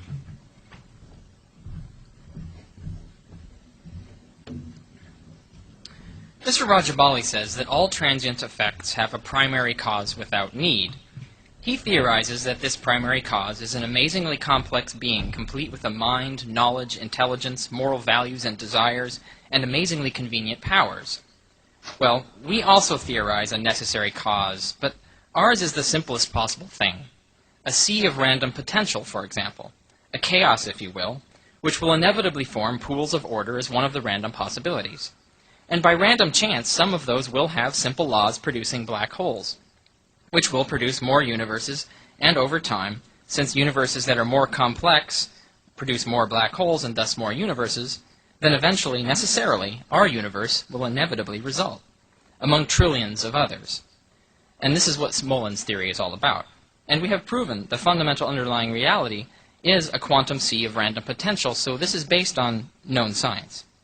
As a brief aside, Mr. Corey says there are no imperfections in creation, only imperfections in us that cause us to see the world incorrectly. But isn't this self-refuting? We are a part of the universe. If we are imperfect or have imperfect abilities, then creation itself is imperfect. Now, Mr. Corey also says that science is a respectable authority, so I hope he will respect the fact that scientists no longer believe that time began with the Big Bang. I have here Scientific American, the latest issue. The time before time, the Big Bang might not have been the beginning. This is the cover article in a mainstream scientific popular journal. So, and this is based on the fact that the belief that time began with the Big Bang was based on the idea of a singularity. But a singularity is impossible in quantum mechanics. And in fact, the two leading theories for uniting quantum mechanics and relativity entail that something probably pre-existed the Big Bang. Time, space, energy all existed in some form, just like in Dr. Smolin's theory. Now, this is not proven yet, but scientists are now doubting that the original Big Bang theory is true and do believe that it's very possible that something preceded it. Now, on this question of a trial, what should really matter is our free choice to love God or not. Any free choice to love or not to love, to be a responsible choice, must be an informed choice. This means God is obligated to give us all the facts necessary to decide whether he is worthy of being loved. And to do that, we have to know which God exists and which gods don't, and what his character is, and we can only judge his character from the deeds he performs. Just as it would make no sense to expect me to decide whether to love a woman I had no clear knowledge of, so it makes no sense to expect me to decide whether to love a God I had no clear knowledge of. And this brings me to a more important issue. Mr. Rajabali said that moral foundations come from God. Well, we disagree, and I'll tell you something about what we do believe. Compassion and integrity are the fundamentals of our moral view. We cultivate those virtues in ourselves because we are conscious social animals for whom it is easier to achieve happiness if we have a strong sense of empathy and self-respect, and live in harmony with our fellow humans and within our own hearts. Because living the virtuous life is always more rewarding in the long run, it secures fonder and stronger friendships, results in fewer disappointments, avoids more harm, and leads to feeling better about yourself and life in general. So every individual has ample motive to be moral, as soon as they realize it's the best thing for them, as good as exercise, nutrition, education, and every other difficult but rewarding thing we do that makes our lives better. And this is to be expected on our view. Unlike most other life forms on this planet, we evolved as social animals, developing the capacity for moral sentiment precisely because a moral society is more capable of long-term success. Civilization would be a mess without it. The more who deviate from our normal, healthy state as moral animals, the more troubled society becomes, and the more troubled our own lives become. So moral individuals are the necessary ingredient for personal happiness and social harmony. And social harmony is, in turn, a necessary condition for everyone's peace, happiness, and prosperity. And so we observe. Nations with a large supply of compassionate, honest people are always the best of places, with less crime and more social justice. They are more peaceful, beautiful, healthy, stable. But nations with a dwindling supply of good people are the worst of places, crime-ridden and corrupt. They are full of injustice, misery, violence, ugliness, and unrest. So morality is to society as health is to the human body. The more our body fails to function well, the more it is dominated by disease and disorder, and the sicker, more miserable, and less effective we become. So too for social systems. The more members of a society who become immoral, the more sick, miserable, and dysfunctional society becomes, which hurts everyone. Ancient societies could see this just as easily as they could see that a body plagued by disease can't function or live well. It just so happens that though they couldn't figure out what caused disease and thus had to wait thousands of years to discover how to improve our health, ancient peoples could more easily see what made society sick and what made them well. Unlike germs, which are too small to see, human behavior is easy to see. So, workable moral systems were developed to keep society healthy. But like most things ancient peoples did, their moral systems were not very scientific. Now, we have far more knowledge. We can develop more sensible ways of living that will keep society healthy and each one of us happy in our own lives. We should no more continue to follow ancient moral codes than we should keep using ancient cures for illness.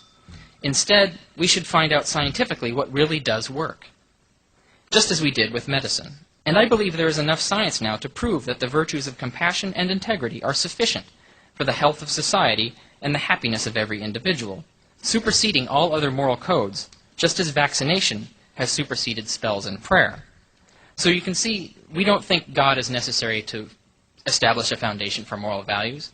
The facts of the universe themselves, our reality of our lives, already establishes what we need on that score. Thank you.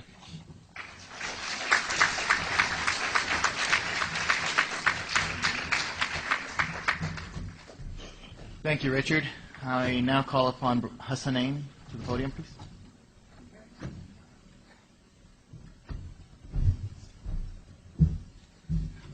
I'm surprised to see that your rebuttals, Mr. Barker and Mr. Carrier, is rather than being informative with data, you're just hitting under the belt. I'm surprised, and actually, considering that the debate should be more systematic in its approach with regards to material substance. Bring me some material substance. Don't give me rhetoric. Don't give me therefores. You're saying there are so many universes out there, therefore there's no God. Where did you conclude with this? What science is this? What school does one go to say that? Well, let's start with your points. Mr. Carrier says you had to throw in, atoms, and you had to put a little mass and gravity. You had to? Who had to? You haven't established that. Okay.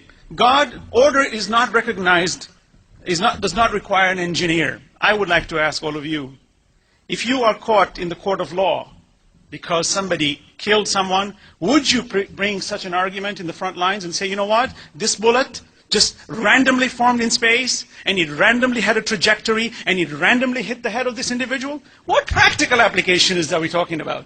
This is all rhetoric talk. Quran says, وَمِنَ النَّاسِ مَنْ يَشْتَرِي لَهْوَ الْحَدِيثِ. They create lies just to fool you with no substance.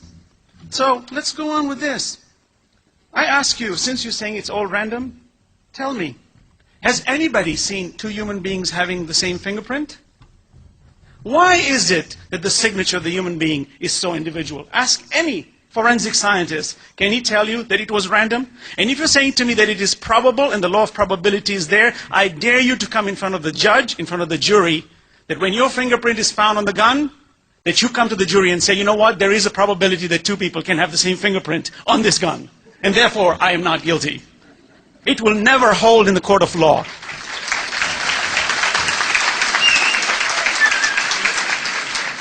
I will ask that you keep your clapping and your cheering for the I find your rebuttals to be very misquoting, and this is probably the reason why. When you don't have accountability, you strike under the belt.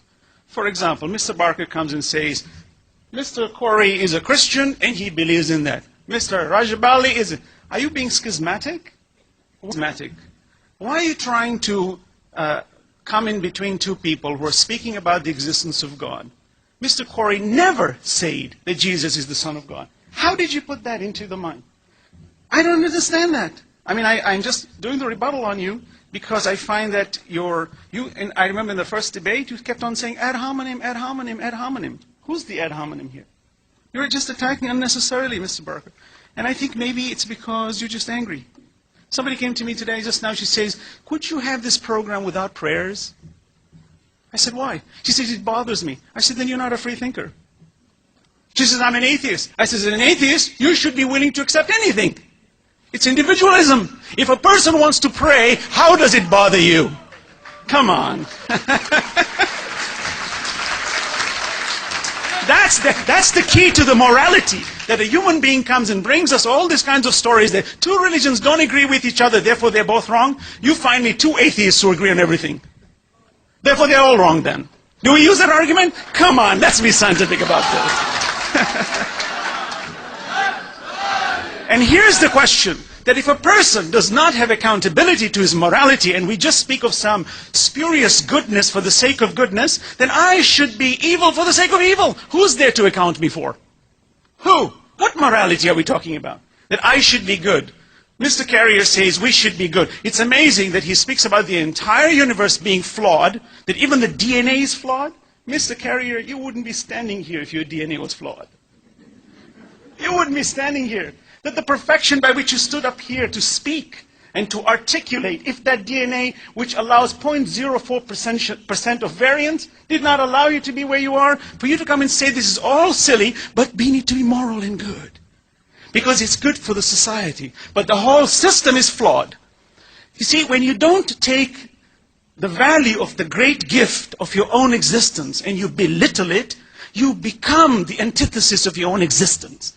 That you deny everything, that every great gift of God just becomes some biological, primordial soup, trashy, use improbabilities. Oh, this just happened accidentally. Oh, this is not. We're just carbon-based computers.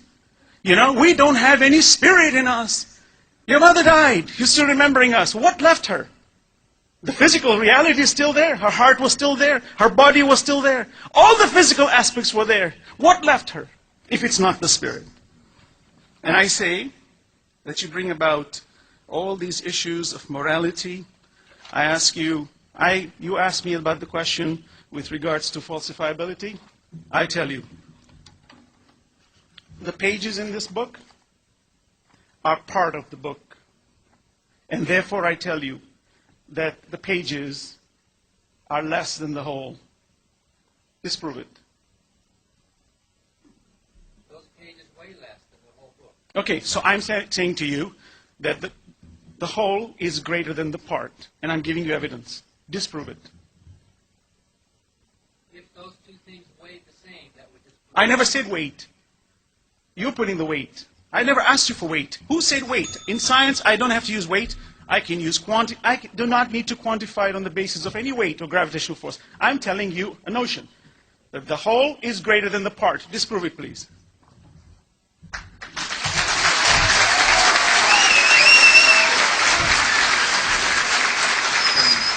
Yes, hello. I would first like to point out that I wished the two of you would have prepared for the debate a little better, because it's pretty obvious that you have not read my book.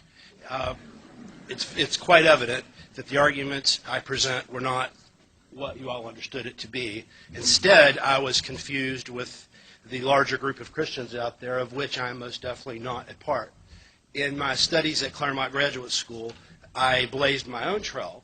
And I followed the attributes of God that we all affirm: omnipotence, omniscience, omnibenevolence, and it led me to a unique position that I thought was my own, and that turned out to be identical to the tenets of Islam.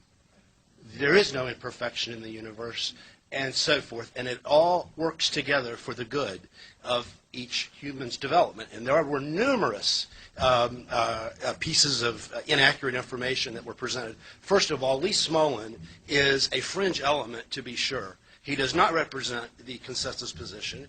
The multiverse, there is no evidence for it. It is not a scientific proposition, and they're leading you to believe that there is evidence for a multiverse.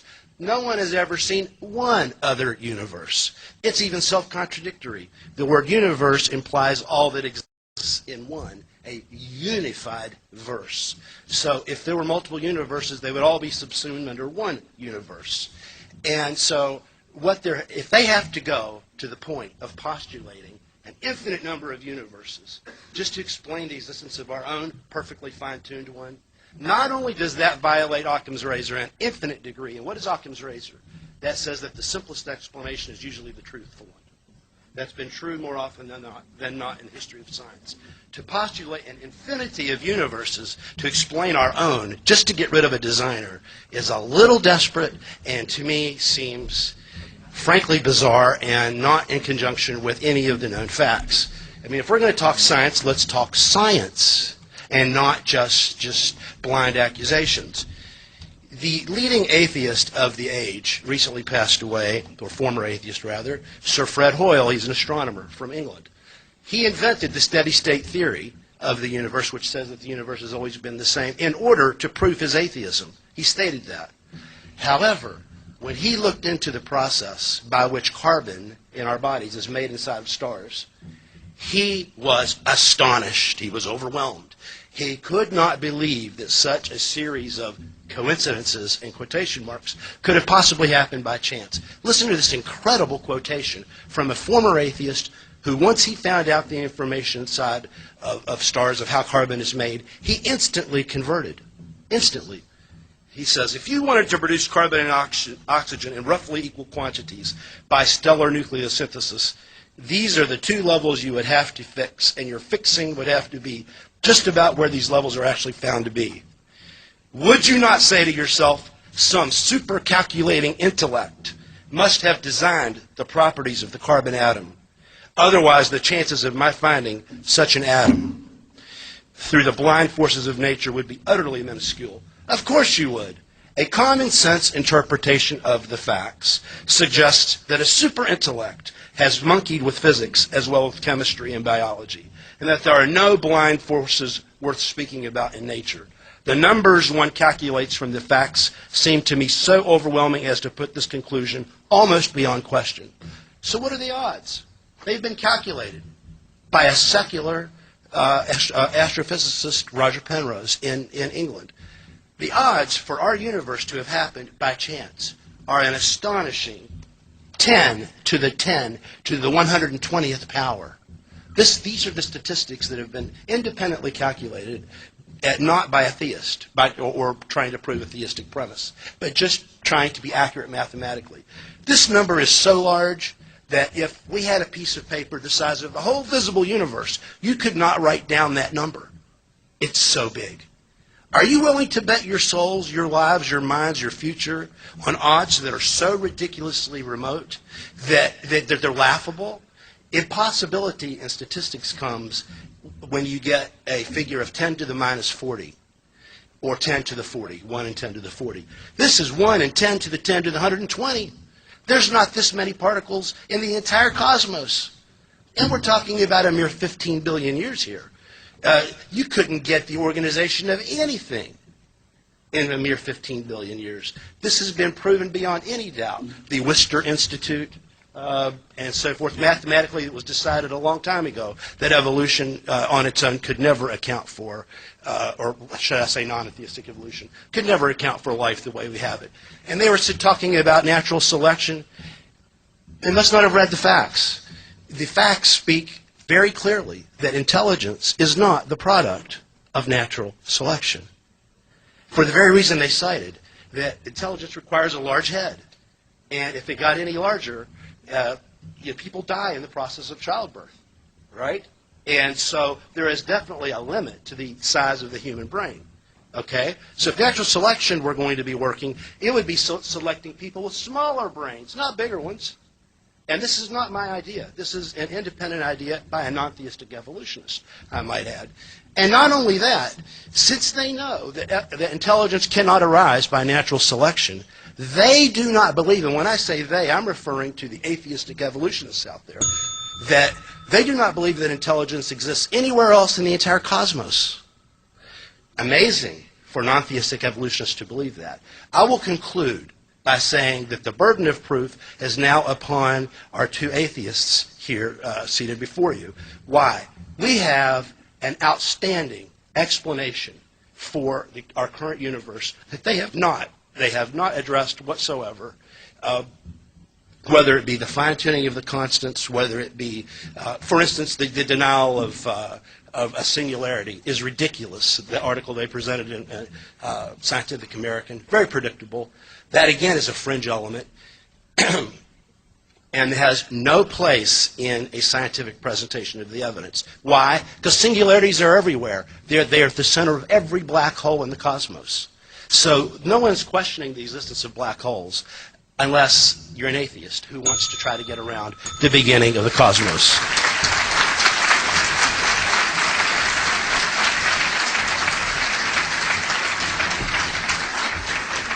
And before anybody goes quoting me, I would prefer that they would read my material first.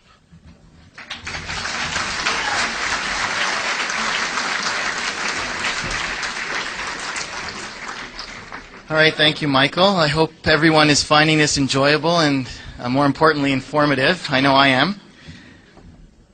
If any of you have questions, we do have a question and answer session after the cross-examination. The way that's going to work is we're going to need you all to write your questions down on a piece of paper.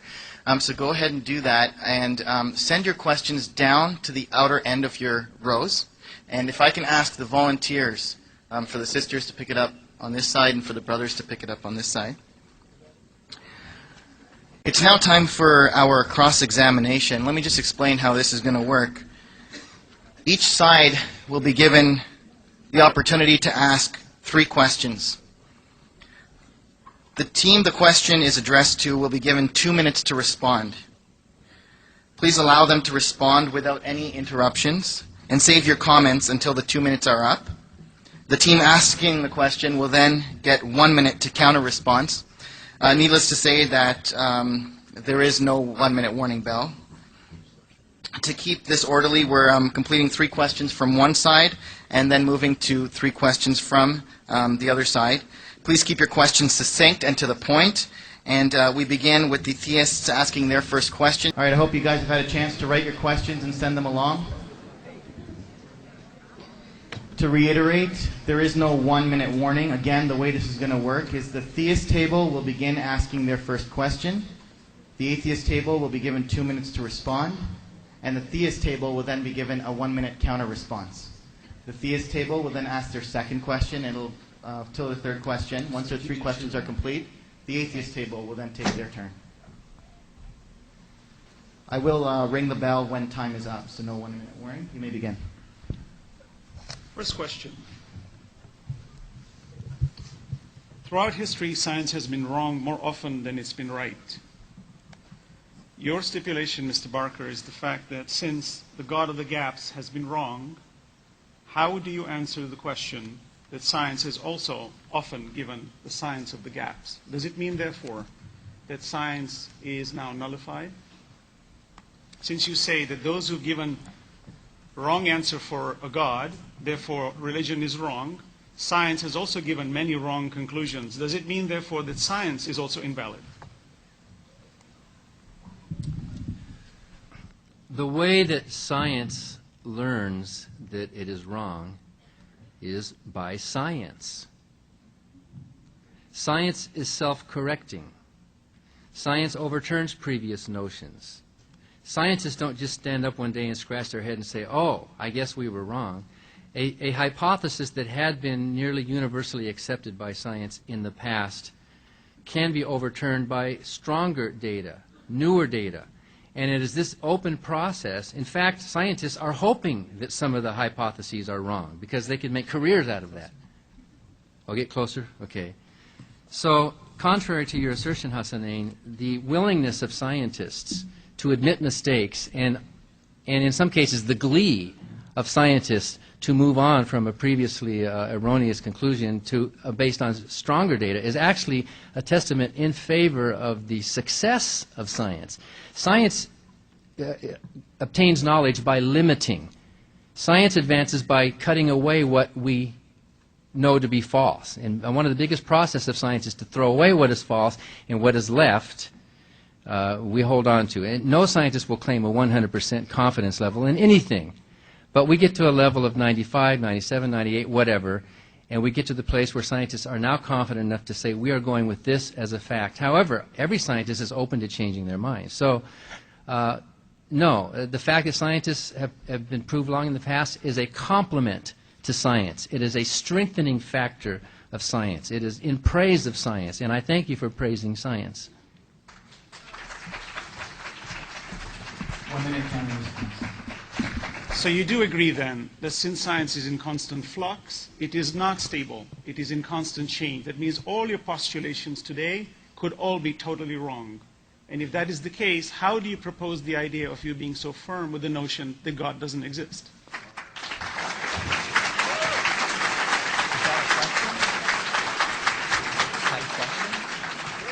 There's a response.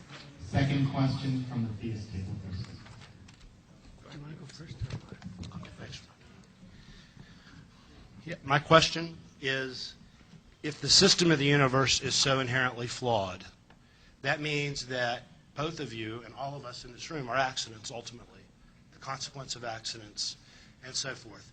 But if your thought processes are accidental in nature and ultimately accidental, what reason do we have for believing them to be true? Excuse me, let me get the microphone here.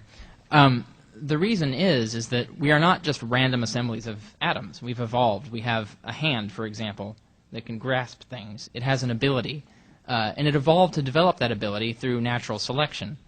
The intelligence, our ability to reason, is the same thing. We've already established, pardon me, that intelligence did not evolve by natural selection. Well, actually, that's not been established. You didn't even name who it was you were quoting on that subject, so I don't even know what evidence you were referring to. John Barrow and Frank Tipler in the Anthropic Cosmological Okay, you Principle. said they were non-theists. Those are Christians. They're scientists. Yeah, but they're still Christians who write creationist literature. Okay, you're going to be given an extra 10 seconds if we can. John Barrow does not call himself that.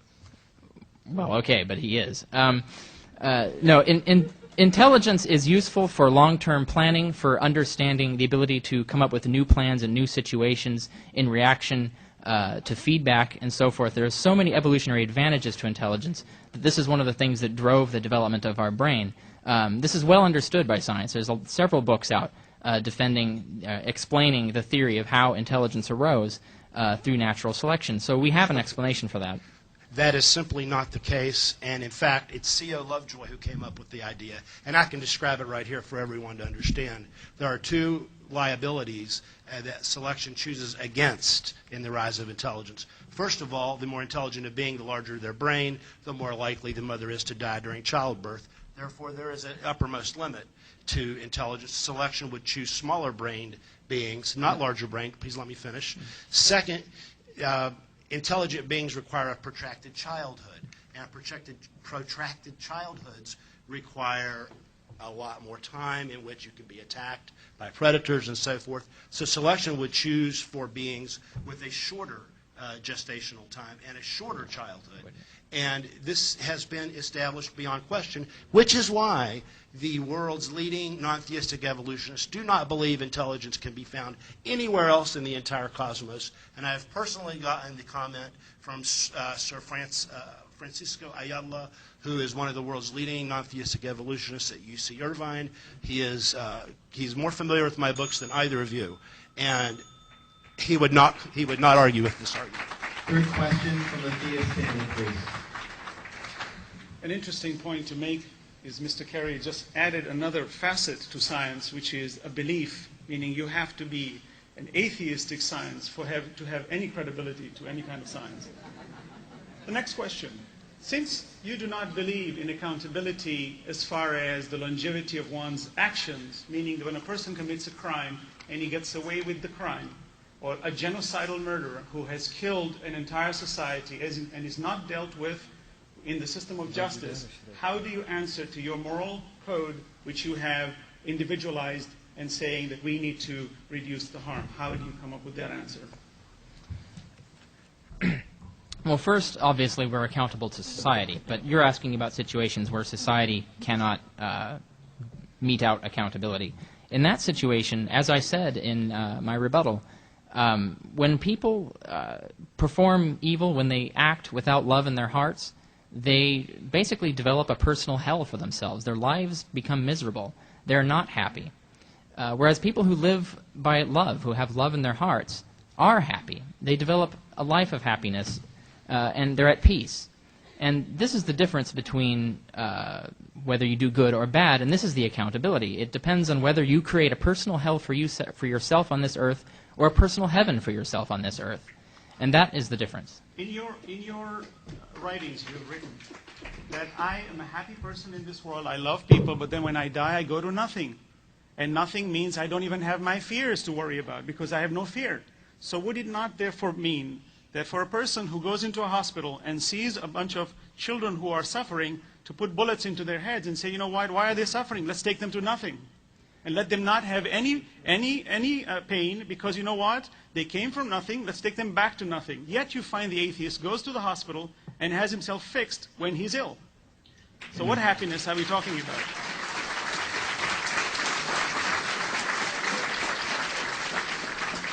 We now have the first question from the atheist table, please.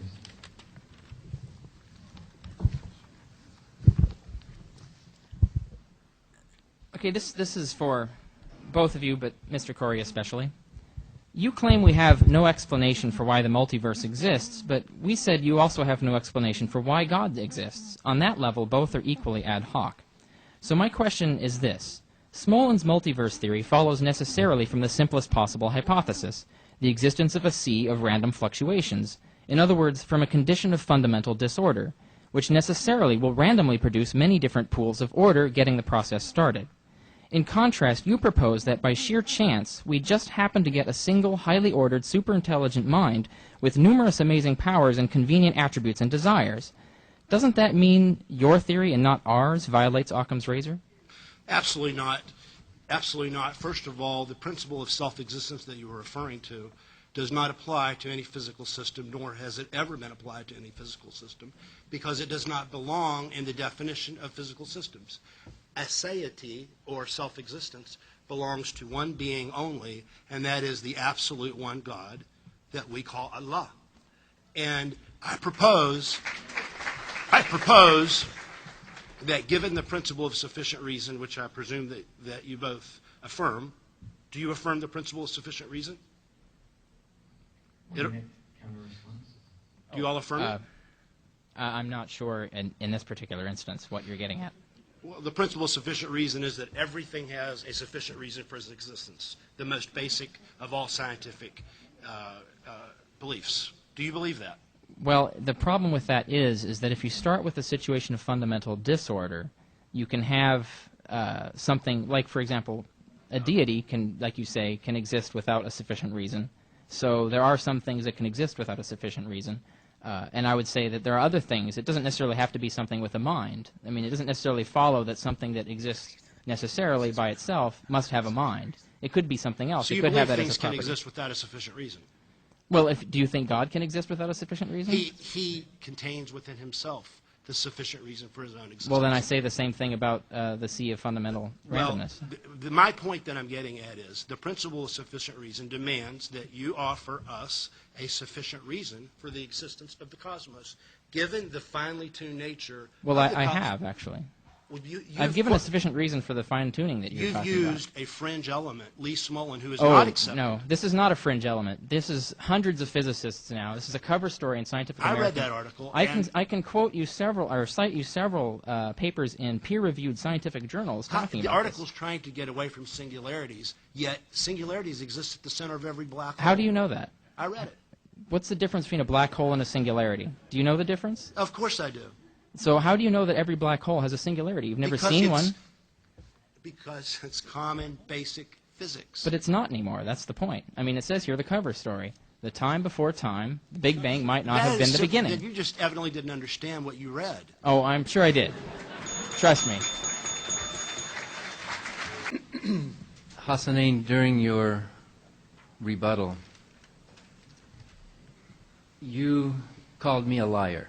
You said I speak lies with no substance.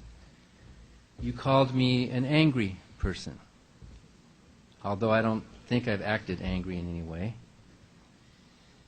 You said that I and Richard have a morality with no accountability within it.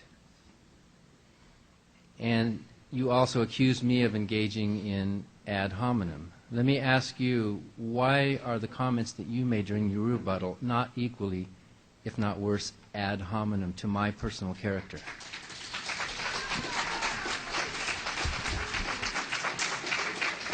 Very simple.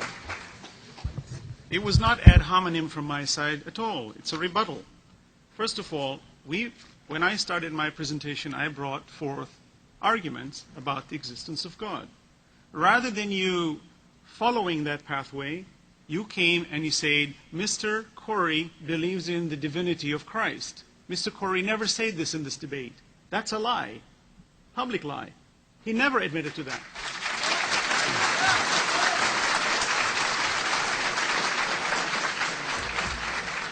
therefore, and the other thing, the other aspect to understand is that Just move the mic closer. for you to make jeers, as I don't know if you heard the moderator say, that you must not make fun of people's beliefs. Now, you've methodically done this in every debate that you've done. I know when you did Fernandez debate, you did the same thing. It was like an open book. In fact, you just have to give us your articles and we'll read it for you.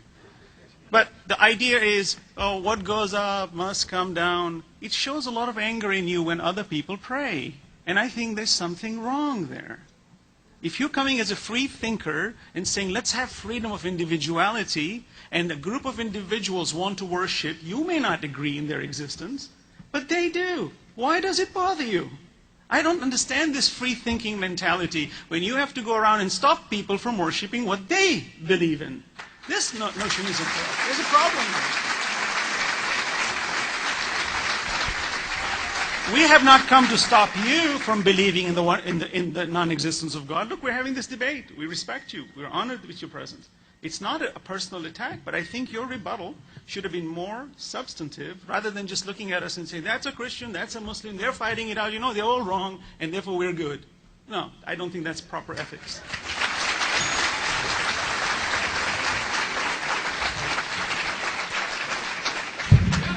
Thanks, Hussein. 1 minute counter response.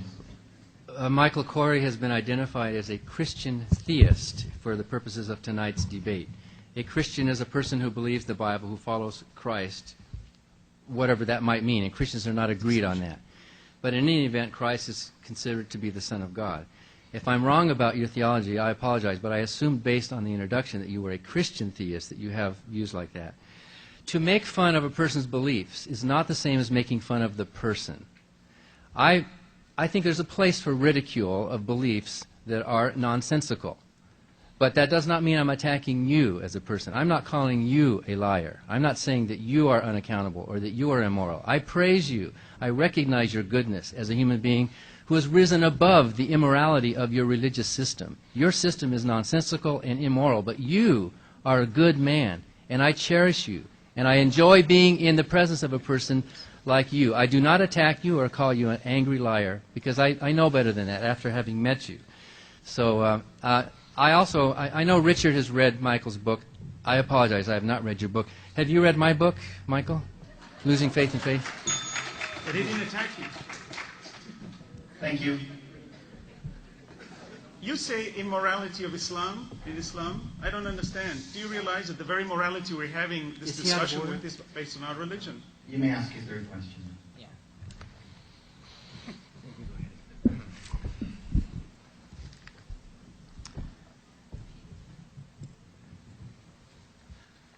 Now, evolution is based on cutthroat competition, violence, starvation, murder, and merciless brutality. Many animals eat each other alive, their prey wailing and screaming in pain and horror. Now, to me, I can't see how that can possibly be God's plan. Very few animals are as lucky as us and evolve as social animals. Most live in this horrible world. God's plan surely would be survival of the kindest, where all animals that help and nurture each other get most of the resources and stay healthier and reproduce more, so cruel animals would tend to die out, but that isn't what happens. Therefore, evolution accomplishes the exact opposite of what I would think a divine plan is. It more often kills the kindest and more often sports the brutest. Now, here's my question. Traditionally, Satan is the one who believes in might makes right, just like the way evolution works. So doesn't evolution look much more like a plan the devil would devise? I think that really reflects a non-understanding of the basic principles that are at work in evolution. First of all, you're anthropomorphizing the suffering of animals, and the whole concept of the problem of evil is not a legitimate answer to the question of design, which, in fact, you all have not stepped up to the plate and answered. When I asked if you had a sufficient explanation for the existence of our universe, there has been just silence on your end. That tells me that you do not have a legitimate counter-argument, and Lee Smollen's argument has been laughed off the table. Maybe the majority of the people in the audience don't know that, but I know that. And this article was simply written, for... Can you cite an article or a scientific author in a peer-reviewed journal that has critiqued or attacked Smollen's theory? Everybody. Everybody. Pretty much it is You're not... saying everybody. all the physicists that I have read, yes. Some names, please. Paul Davies. Are you really questioning this? I just want to get on record Are you who you think has said this. Are you presupposing that Lee Smolin is an advocate or represents the consensus position? No, he represents a very strong contingent in the scientific community that is now rising now towards a very interesting agreements and developments towards quantum cosmology. It's a very small, very small. You're saying they're being laughed off the table by Paul Davies. I'm just... There's not even any evidence for one other universe, much less a multiverse. And well, there is some evidence. I presented it in my opening. That's not evidence. We evidence. can't actually see it, but there's evidence in the nature of this universe that suggests that Lee Smolin's theory is correct. You can't see it. If you can't see it, how's it evidence? But we can see it.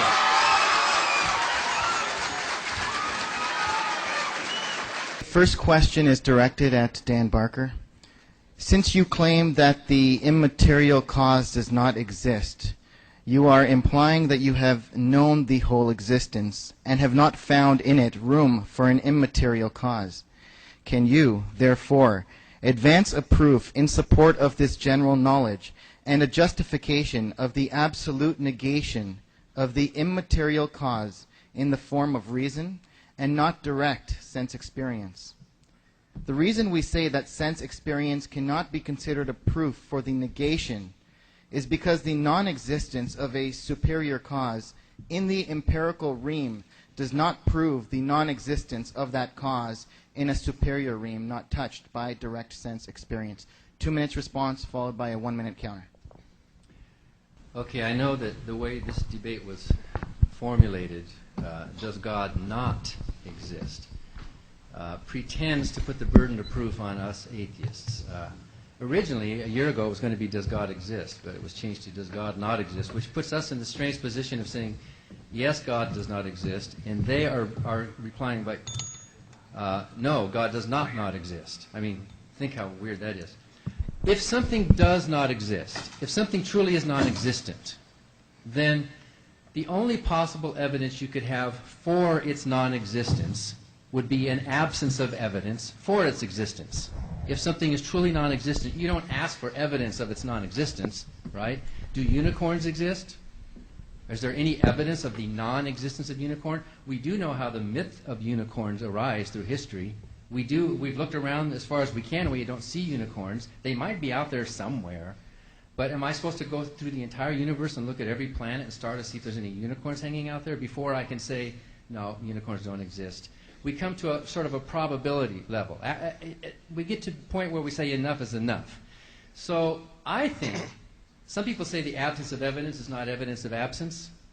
But if something truly does not exist, then the only possible evidence of absence you could have would be an absence of evidence. Therefore, we atheists who do not hold to the hypothesis that you are proposing show that the absence of evidence for your case constitutes positive evidence for our position, because you think God exists and you think we have the burden of proof of disclaiming that. But we see no evidence for it, we see no good argument for it, and we think you have the burden of proof. We both agree, you and I both agree there's a physical universe, right? It is you who is making the additional claim that there's something above and beyond. Since you are making the claim, you are responsible for providing proof and evidence for that claim, and so far you have not done that.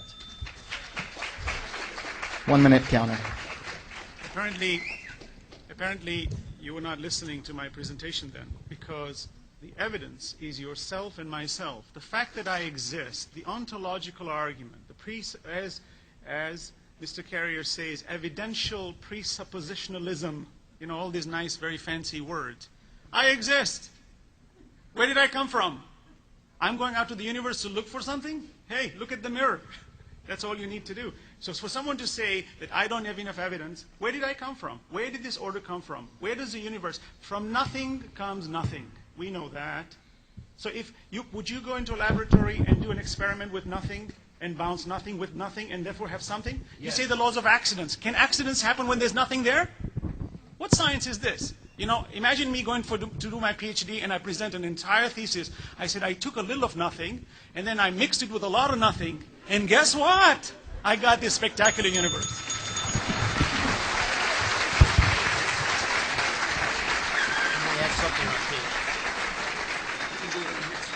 The next question is directed at Hassanein Rajabali. If nothing can come into existence without a creator, then where did God come from? 2 minutes. Good point. If nothing can come into existence without something, that's good. That's a good question to ask. This is the whole notion of the whole reality of the absolute creator, meaning he is not bound in time, matter, nor space. He is the creator. He is the immovable mover. You cannot apply relative physics to the absolute. God is not bound in time, matter, nor space. So to ask, where is he? People came and asked our messenger, where is God? He says, no, when was God born? He says, tell me when he wasn't there so I can tell you when he was born. Prove to me that he didn't exist. For someone to reject the existence of God, and I show this to you, you cannot have an infinitude of causes and effects. There has to be an immovable mover. This is a scientific, logical, rational position, which you need to come and falsify, my opponents. You have not falsified. Falsify my existence. Falsify your existence. Then maybe you'd be able to talk about the non-existence of God. But you know what? You wouldn't be able to because you wouldn't be there. I have a brief. Sorry, go ahead. You still have time. Yes. I have a brief point I just wanted to add to the previous question. I just didn't get a chance to get it in. And that is that the whole point of my presentation is that there is not an absence of evidence. There is an overwhelming preponderance of evidence for which the only rational conclusion is that of an omnipotent, omniscient designer. And I'm not the only person to draw this conclusion. Tens of thousands of atheistic scientists have jumped ship because they were intimately familiar with the scientific data. And until you can propose a legitimate explanation, a sufficient explanation, if you will, then our position of a divine creator and design has to stand by default. You can't just simply shoot something down without offering something else that's plausible in its place. 1 minute counter response, please. I met Paul Davies at a conference last year, and he was asked what did he think about the existence of a God. And with all of his brilliant knowledge, Paul Davies said, I have no use for that word, for that concept. So it doesn't follow that he's theistic in his thoughts. So that's what he said. It's on record, and I'll play you a tape recording of it if you'd like. Okay, I'll provide you with a tape recording. But your response, Hassanein, to that question amounts to nothing more than begging the question. Because the argument that is used for the existence of your God is an argument based on complexity. You're saying everything that has complexity or existence or design or whatever you want to call that gap requires some kind of a designer. Well, doesn't the mind of God exhibit functional complexity? Is the mind of God a random jumble, or is it a functionally complex thing that itself calls out for an explanation? You miss the point of the question, because if your argument is true, then God himself does need an explanation. And if you want to abandon the arguments that you've been using and just simply assert, which seems to be what you're doing, then you are simply begging the question by bringing your conclusion into your argument. And that is illogical and irresponsible. The next question is directed to Richard Carrier. I'm a physics major and was stunned by your statement, order can result from natural forces. This statement is in clear contradiction and violation of the second law of thermodynamics, which states natural forces are moving toward a higher state of entropy and disorder. Thus, the fallacy of your argument is manifested by your ignorance of systems moving forward. 2 minute response, please. The science there is wrong. That's not what the second law states. The second law states that when work is performed, the total amount of disordered energy in the world increases. And what this means is that it doesn't mean that things become disordered. And this has been proven. In fact, the man who proved it, Ilya Prigogine, in the 1970s, won the Nobel Prize for proving it, which is a concept called dissipative systems, which actually trade order for entropy. They create more entropy in the world, but at the same time create more ordered systems by using the energy that becomes more entropic as a result of that. So there's no conflict at all between forces interacting and naturally causing order and the second law of thermodynamics. This is especially true given that once you pass the barrier of a black hole, especially if you pass the Planck length, according to Planck's barrier that Mr. Corey talked about, the laws of thermodynamics no longer apply. So the second law of thermodynamics doesn't even apply at that level of the universe. But even in the level of the universe we're at now, its application does not prevent the creation of ordered systems through natural forces.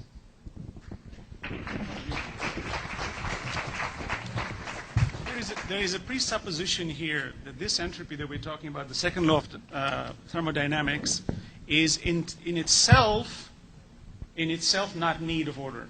When you say the second law of thermodynamics, which encompasses which?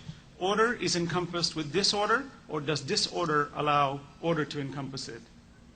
This presupposition that when I'm under the law of something which allows me randomness, we must never forget that that randomness is completely controlled under an orderly system. You cannot have total randomness because it means nothing. Scientifically, it's absolutely nonsensical. It needs to be under a controlled system. So when we're talking about random orders, it's like a computer program that can randomly bring out random numbers that does not have any pattern to point a finger at. Therefore, that's random. But it's the control of the order system that allows the disorder to exist under. How do you answer to those kinds of questions? Okay. Oh, are we at? The next question is directed at Michael Corey. Where did God come from? Has God always existed, and is God a man? For one thing, God is truth. I think we can all agree that God is truth. And God is love. And I have no problem with conceptualizing how truth and love could have always existed and could have had self-existence as part of God's nature. And look at the number line. It has no beginning and no end, and yet we work with numbers every day. God is the being by which the entire universe came into being, the uncaused cause that Brother Hassanein was talking about, that Aristotle and Plato agreed on, and that we can't make sense out of the cosmos otherwise. And I don't see any discrepancy there with our position whatsoever. And, of course, God is not a man. God is in the superior realm. Okay. Well, if God is not male, how did he get a woman pregnant, you know? Is that your counter response, or are you going to use up your 1 minute? That's your counter response? Show response. Okay. Next question is directed at Dan Barker. Since you hold to the principle of falsifiability, can you show us a circumstance when falsifiability can be falsified? If not, then it is an illogical principle to hold to. I thought I answered that question during my rebuttal. When you're talking about statements, statements have terms within them. Propositions have terms within them. And a testable proposition, a testable statement is one that contains at least one term in it that has a referent to reality. You know, the word polar bear, for example, or some other reference to reality. But you can play word games. You can play grammar games with statements and make statements about statements, and statements about statements about statements, and you can make these meta statements. And then when you get up to that kind of weird level, then you don't have any more referent to reality where there's a testability to it. So sure, you can play these games and say falsifiability, and I would respond by saying, well, that's just a nonsensical thing. That wasn't the point of falsifiability in the first place. It'd be like asking, what is north of the North Pole? Well, nothing. I mean, that's the singularity there. That's the zero. You don't ask. You could ask the question, but it's nonsense. So I think a lot of these supposed rebuttals of falsifiability fall into that game of the mistakes that happen when you go into meta-philosophy or meta-statements in a fuzziness. For example, Michael seems not to understand the different uses to which the word universe has been put. It's true, Michael, you're right that to most philosophers, the word universe means all there is. But it is also now true in the most recent decades that to most scientists, the word universe has a different meaning from that. To most scientists today, the universe is this particular universe, or one of many, our observable universe. So to a philosopher to use the phrase "this universe" would be unthinkable, but not to a scientist. A scientist can use the phrase "this universe" quite logically because that's the way science is going. So I think you misunderstand the use of the word universe there. 1 minute counter response. You know, it seems like you need to see bears to be able to understand what it means to falsify. So maybe the book that I showed you, showing parts of the greater, you were not able to falsify that. Maybe it's not big enough for you to see it. Okay, you're saying it's statements. This is a reality. I can touch the book and I can even give it to you. I'd like you to touch it and say the greater and the lesser. Okay, I'd like you to falsify that, please. You cannot. So how can you take this litmus test and apply it on all notions? You come up with this idea that we can falsify anything by using this terminology when science itself is in flux by your own admittance, and it doesn't have total validity where anyone can put his finger on and say, this is immutable. No. Today I can say to you, this is where the problem of morality comes in. It fluctuates. I can make good today, and evil will be good tomorrow, and anything can be whatever you want because we're in constant flux anyway. Okay.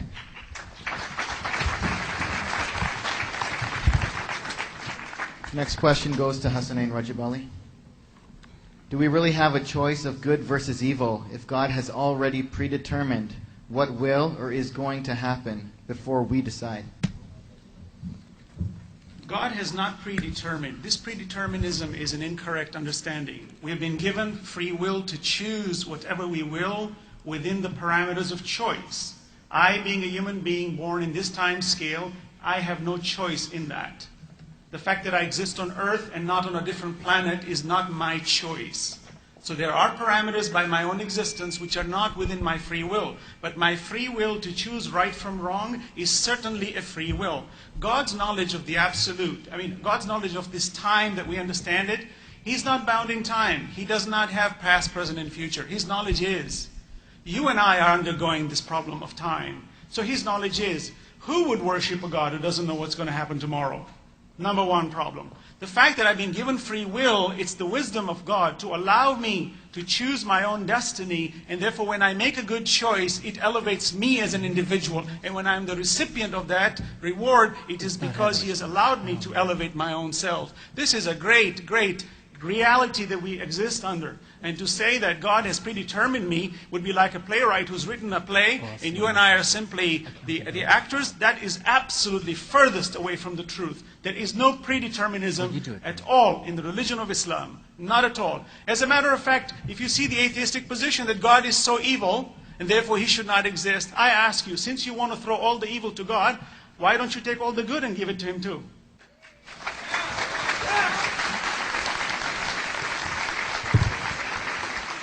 Go ahead, one minute. Well, we probably would give Him some credit for the good if we believed He existed. We don't give Him credit for evil because we don't think He exists, so He doesn't even exist to cause evil.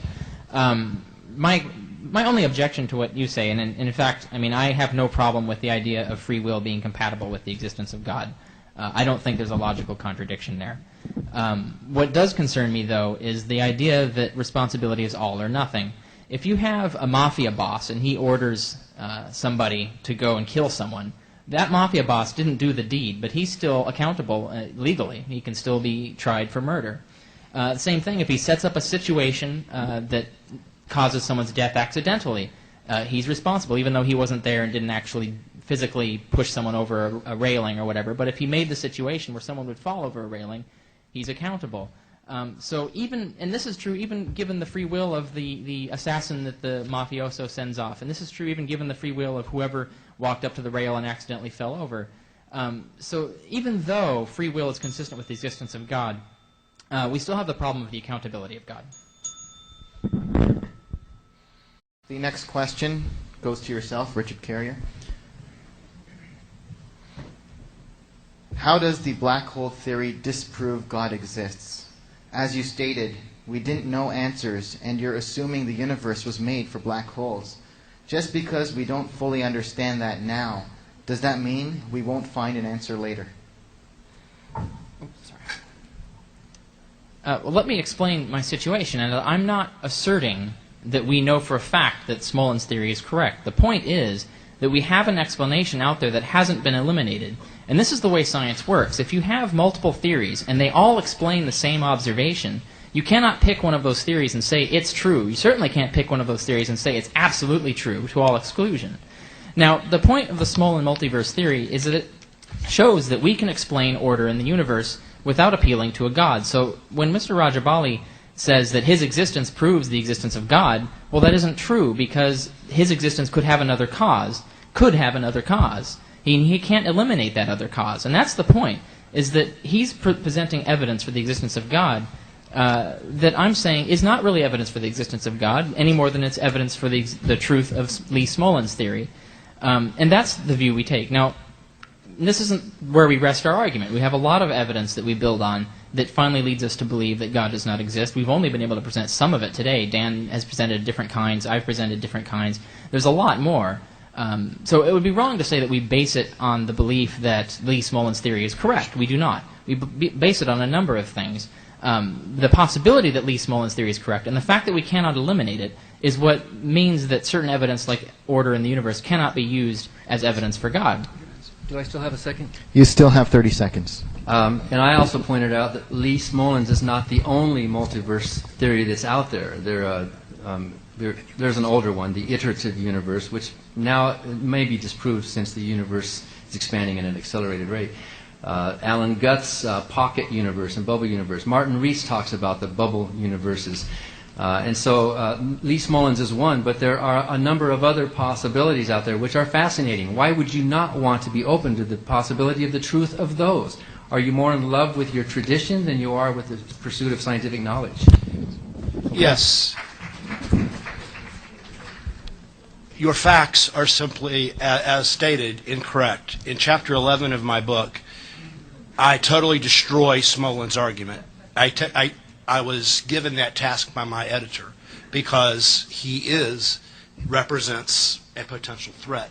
And I annihilated the position in Chapter 11, and I wish you'd read it, and then we would not be wasting our time on a position that's already been discredited. For one thing, if there's no evidence for even one other universe, how can you base anything on something that isn't there? That's what you're accusing us of. And yet, you're doing it to an infinite degree, invoking an infinite number of universes or realms or compartments or bubbles or whatever you want to call them, when there's not evidence for one of them. That violates science's very nature. And it fails to offer, again, a legitimate explanation for our fine-tuned Goldilocks universe. Okay. Just to answer this, the fact that the multi-universe, single universe, what's the difference? If it is multi, no problem. If there are infinite universes, no problem. If there's one universe, no problem. Where did this come from? You're not answering the question. You're playing semantics here by saying, well, black hole goes this way and it goes that way, and we have got laws here. Doesn't matter. The point is you're not answering the basic question, where did this come from? You're speaking about a process, not the cause of the process. And you are avoiding this cause of the process. The same thing when you say, God has to have a mind. I told you he's absolute. He's not bound in the time frame of reference of time, matter, and space. You insist, no, I got to bring him down. I said, you've got to challenge the absoluteness of God and then ask those kinds of questions. To answer your question, Mr. Carey, you say the mafia box, you speak about the mafia. How about a university giving an exam to a student and he flunks? And he fails and his whole career is down the drain. Do we hold the university liable for his failure?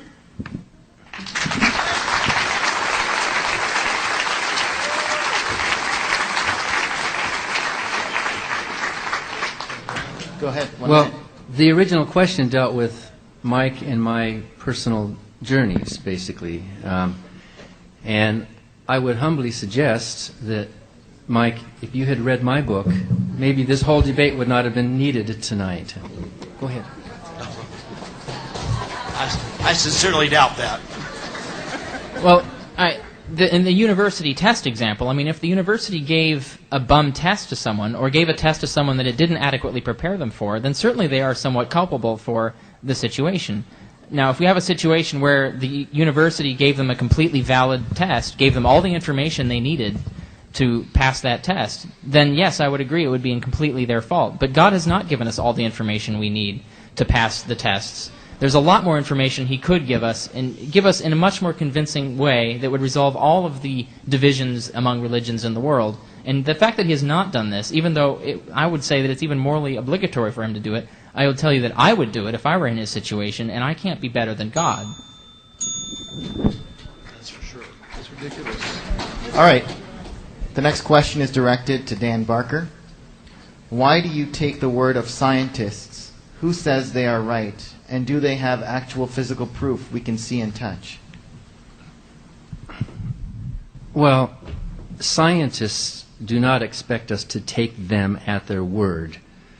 Scientists will test a hypothesis, they will put forward a hypothesis, and then they will examine data. Usually, science isn't always that clear-cut, but they will run experiments to see if their hypothesis works or not. If it doesn't, then they discard the hypothesis. If it does work, then what the scientist does is, scientist doesn't get up there and cross their arms and say, believe me, I'm telling you the truth. The scientist says, here are my methods, here's my data, you replicate the experiment. You go ahead, my peers and my others, you go ahead and see if you can do the same thing. And when more and more people take the same data, testing the same hypothesis, and replicate it, it strengthens the confidence level of the scientific claim. I am not taking a scientist's word in the same sense that you believers might take the word of your holy book as being at 100% errantly true, because I might turn around and ask you the same question. Why are you taking the word of a man named Jesus or Paul or Muhammad? Why do you trust their word? This man tells you that he spoke to God. What if I told you that I spoke with God? Would you take my word for it? No, of course not. You would question me. You would be skeptical. I am skeptical, and I question the word of Muhammad and of other Islamic and Christian and Jewish leaders. I think there are other reasons to explain why they would come up with these ideas that they spoke with God, besides the fact that there really is a God. Psychological, mental, cultural, social reasons to explain why they would invent these stories. If you say that if you claim to be someone where God spoke to, and I were to ask you questions, Mr. Barker, within seconds you would never have that position of having anything to do with speaking with God. Because you have not brought anything tangible or valuable, anything in this front lines. Nothing. Just been rebuttals out of rhetoric. So if you're going to claim to be someone who's received something from God, I will put you to the test. There's nothing wrong. If you say that God spoke to me, okay, we're all ears. Tell us what you heard. There is a litmus test. A person puts it forward.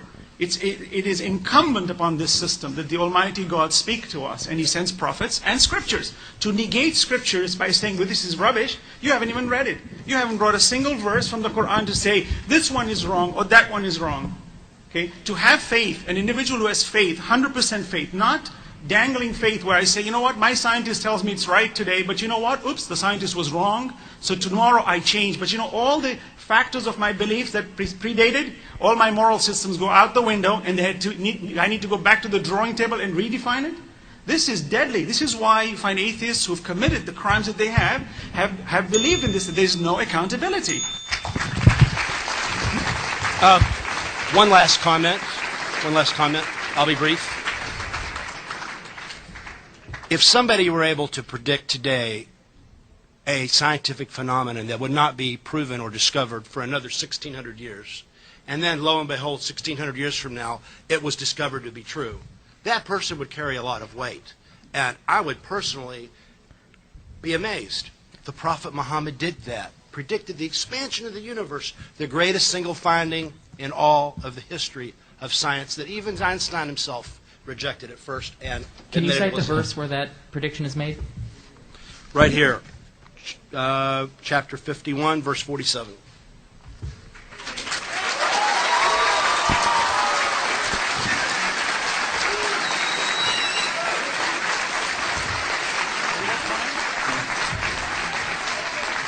There's the next question goes to Hassanein Rajabali. And if either team has a build, you can definitely work that into the time that you're allotted in your next response. Hassanein, what tangible proof allows us to believe God exists and is not just mankind's justification for all creation? It is already known that information passed orally through time is eventually distorted. Therefore, it is a possibility that this information about a supreme being could be superficially enhanced. fact that the universe is so incredible, you know, we speak of different scientists here and call them great minds.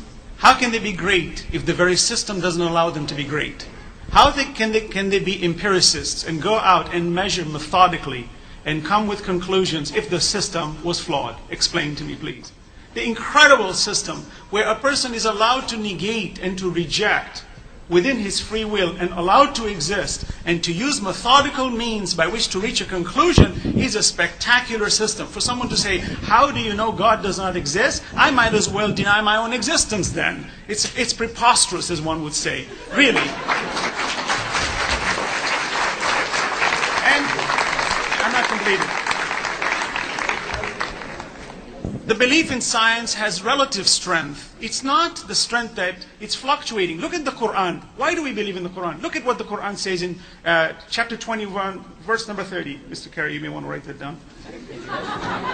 Quran says, أَوَلَمْ يَرَ الَّذِينَ كَفَرُوا أَنَّ السَّمَاوَاتِ وَالْأَرْضَ كَانَتَا رَتْقًا فَفَتَقْنَاهُمَا وَجَعَلْنَا مِنَ الْمَاءِ كُلَّ شَيْءٍ حَيٍّ أَفَلَا يُؤْمِنُونَ. Do the disbelievers not see that the earth and sky was once one and we opened it? And we made everything living out of water. That's a biological fact today, which is a recent discovery that all life originates as a precursor is water. That you see even those space probes that are going into Mars are probing for the existence of water. Who could say that 1400 years ago? That's the evidence.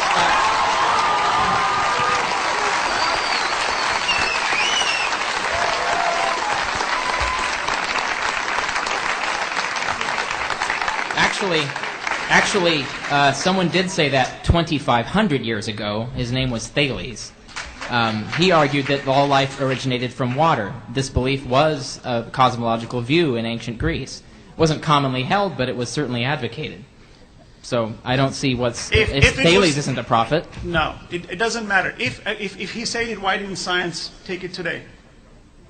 I don't understand your question. Yeah, in other words, prophets of God came from the time of creation. Prophets of God have been placed on this earth through man. The first man was a prophet.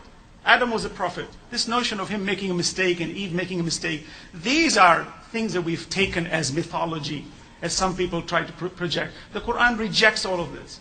And that's the reality of our existence, that we are able to correct all that which have been brought forth, which have been added. The religion of God is firm. It's one. It doesn't change. It's humans who infiltrate it. And you're using that as a means to negate religion. I'm saying there are people who infiltrate many lies in the system. That doesn't mean the system is wrong. Hussein, I'm going to have to ask you, sorry. You do still, I'm taking those 30 seconds for you to respond, okay. Yes. Well, I don't understand what any of that has to do with the fact that the Prophet Muhammad is stating a belief that was actually advocated hundreds of years before him by someone who wasn't a prophet. So you can't claim that he was prophesying that all life is created out of water if non-prophets already advocated such a view. Can you negate that? Okay. No, can you reject that? In scientific evidence today, can you reject that life did not originate from water? Moderator, Yes. since he took up some time, could I take 30 seconds? You still have 10 seconds, so you can go ahead. Because he burned into the time with a lot of his. If a person says enough things, if you throw enough spaghetti against the wall, some of it's going to stick. And if you dig through any ancient book, you're going to find some things that look prophetic, and you're going to go, wow, look at what he said. Why didn't God reveal to Muhammad the germ theory of disease? Wouldn't that have been a useful thing for him to have told us about? He failed to give us that useful bit of information. Thank you. All right. The next question, and I was going to try and get through 4.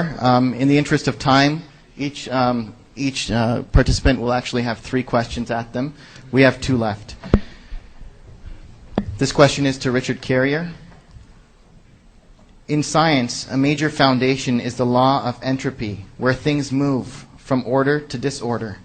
The world of today is in perfect order. If the world just happened, we would be in disorder, which is not the case. How do you explain this? Well, I already answered this question. There are physical systems, and we know several of them, that generate order while also creating entropy. The fact that the second law of thermodynamics applies to the generation of order and action in the cosmos does not prevent any of the things that we see today. And of course, we don't believe that it's absolutely perfect. There's all kinds of chaos in the world. So I don't really understand why the question is even relevant, since I've already answered it. Okay, 1 minute.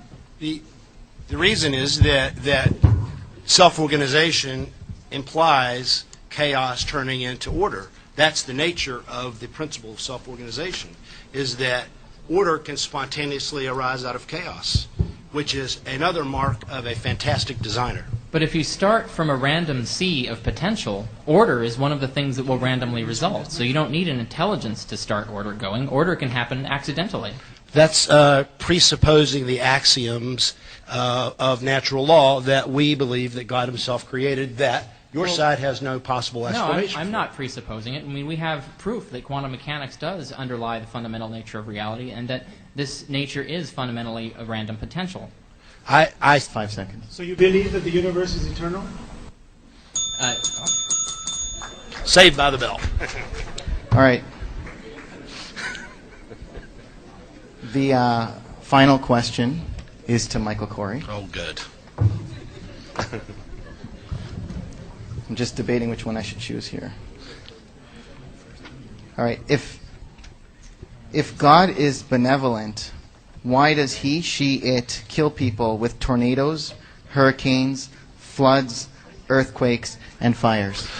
First of all, God himself is not doing any of these things. It's the natural order of the world that he himself ultimately created, yes, that does result in those kinds of events.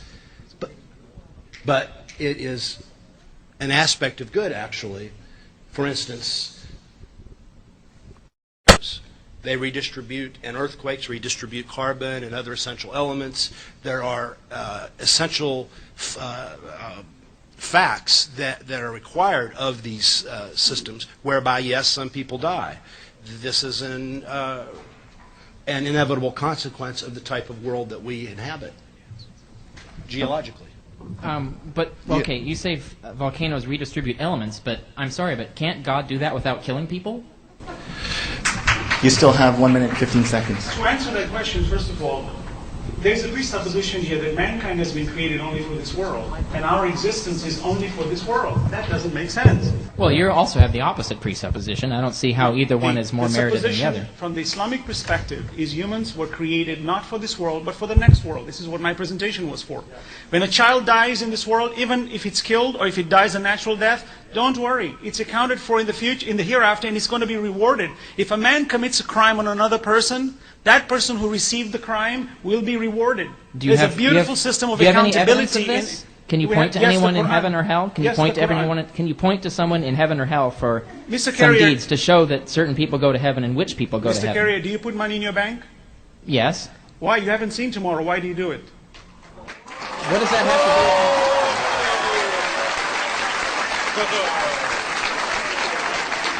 Do I have time? Please.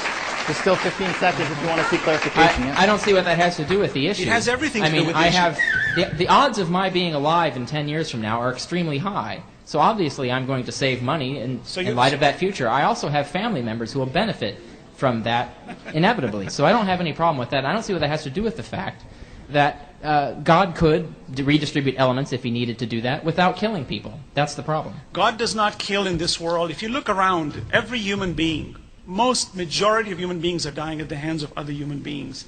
The illness that we have and the death that we have gives credence to life. When a child is able to die at a young age, that's where the whole belief system it comes into full vision, where a human being needs to understand that I was not created for this world.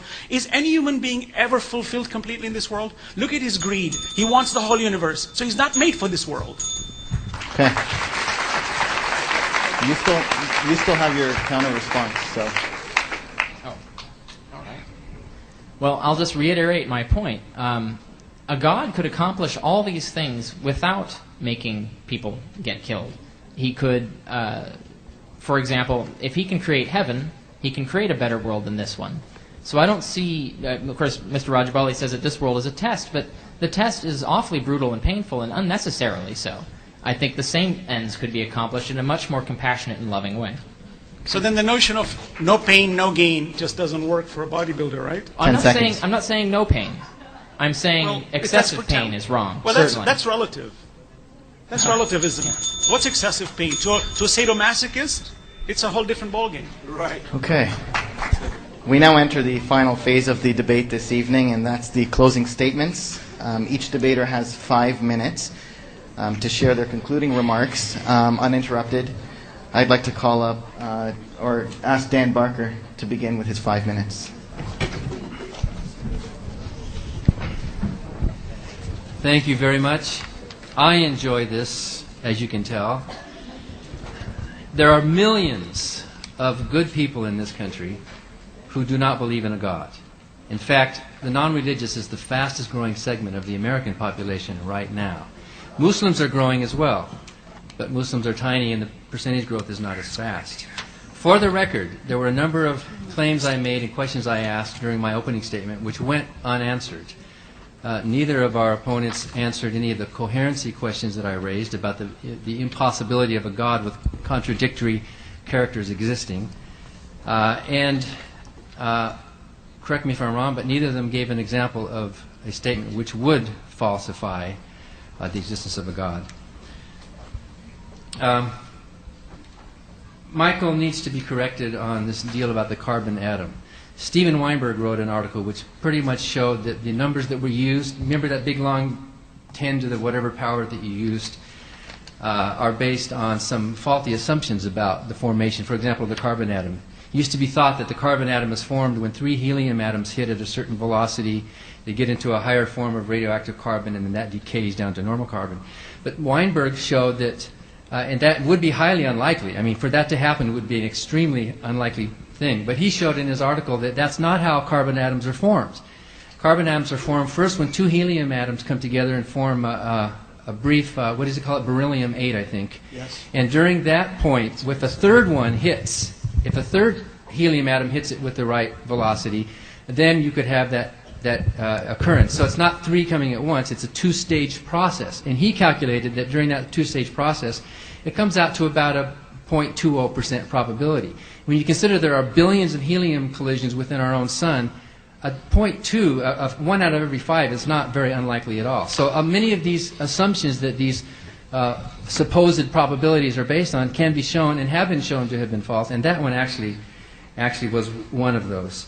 Also, you admit that a singularity, you say that a singularity is a zeroness, but you must know that according to current string theory or imp theory, that there is a minimal size to the Big Bang. That Planck wall that you mentioned is a minimal size. You will never get a Big Bang or a singularity smaller than that size, so you can never start with nothing. I mean, that Planck wall is a physical limitation size, and that's what, according to string theory. And I know that imp theory, this is not a rebuttal time, this is my closing statement. So, I would reiterate a question that Richard asked you about Occam's razor. You guys are positing a hypothesis that there's this complex mind, this eternally infinite mind that is goodness and grace and mercy and justice, and it's out there, and this wonderful, all this complexity of this being who can create these things and make these decisions. That thing is up there, and that explains the origin of complexity and order and design and existence. And we come along and we posit a number of hypotheses, which we admit, even though they can be modeled mathematically and it may still be hypothetical, at least provide an explanation. What is simpler, a multiverse or this massive, complex being? Which one of those two hypotheses is simpler? According to Occam's razor, a hypothesis that sticks with natural laws as we know them is a simpler explanation than one that needlessly multiplies into some big, gigantic being. Like an infinite number of universes. Well, or infinite or large number. A multiverse doesn't have to be infinite; it can be large. But in any event, all through history, 1 minute. All through history, human beings have thought they had the right religion. It's easy for you Christians or for you Muslims to point to those crazy Hindus or those irrational Jews or those Mormons with the. It's easier for you to point and say, look at human nature has this weird thing in it that gives us proclivity to believe things that are clearly false. You all think that about other religions. You all think there's something wrong with them. My question to you is, what makes you exempt? What makes you suddenly, in your religion, in your culture, in your society, suddenly the one true one, when through all of history we have shown that they have been false and they have fallen into the dustbin of history? What makes you so special, Hassanein, that suddenly you are the one who is free from that demonstrated human proclivity to believe things that are clearly false. Are you more special than I, or more special than the rest of the world? Have you been granted because you have your inherent goodness? Well, to us who don't believe, that seems a little bit arrogant. That suddenly all the gaps have been closed, that all understanding has ceased, that you have this answer when it's so easy for you to point at everyone else. Atheism is a rational position that still stands. Thank you, Dan. Richard Carrier, 5 minutes. Well, all right. Well, thank you so much for giving us your time today, all of you and everyone at the Tawhid Institute. I would like to thank our hosts for being incredibly gracious. I mean, they've been really nice and very polite, and I'm very impressed and very glad to see that a free thinker, an atheist, can be treated like a human being with compassion and friendship. However, thank you.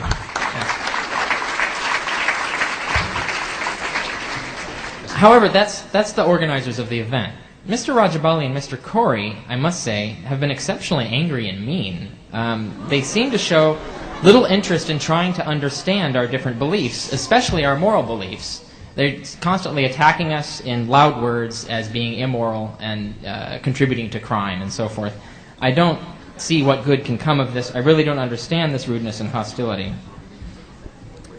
Naturally, in a forum like this, we can only barely touch the tip of the iceberg. There's so much more that we can tell you about naturalism and humanism, especially about the issues that have come up today. I highly encourage everyone here to keep asking questions, keep exploring, and most of all, keep reading. Go find out the truth for yourself. Don't take our word for it up here. And there's a lot more out there about our beliefs on the internet and in books. A good place to start is the secular web at infidels.org, especially their library and bookstore. But I highly recommend you look at books and articles on science. To sum up my part of the debate, I'd just like to address a few important points that have been left hanging up to now. A lot of my arguments were not understood or not answered, but I'll get to the ones that matter here, that I think are important. Mr. Rajabali said that I would not be here if my DNA was not perfect. Well, my grandmother died of cancer, so she could not be here because her DNA was not perfect. That was exactly the point of my original argument. Mr. Corey said, there is a limit to the size of your head. Well, that's true, this in fact was the cause of the extinction of various hominid species who had a head size that was too large. Other species of hominids that had smaller brains also died out because they weren't smart enough to compete with us. We have the optimal balance between the advantages of intelligence and large brain size. And this is in textbooks on physical anthropology. It's not something I'm just making up here.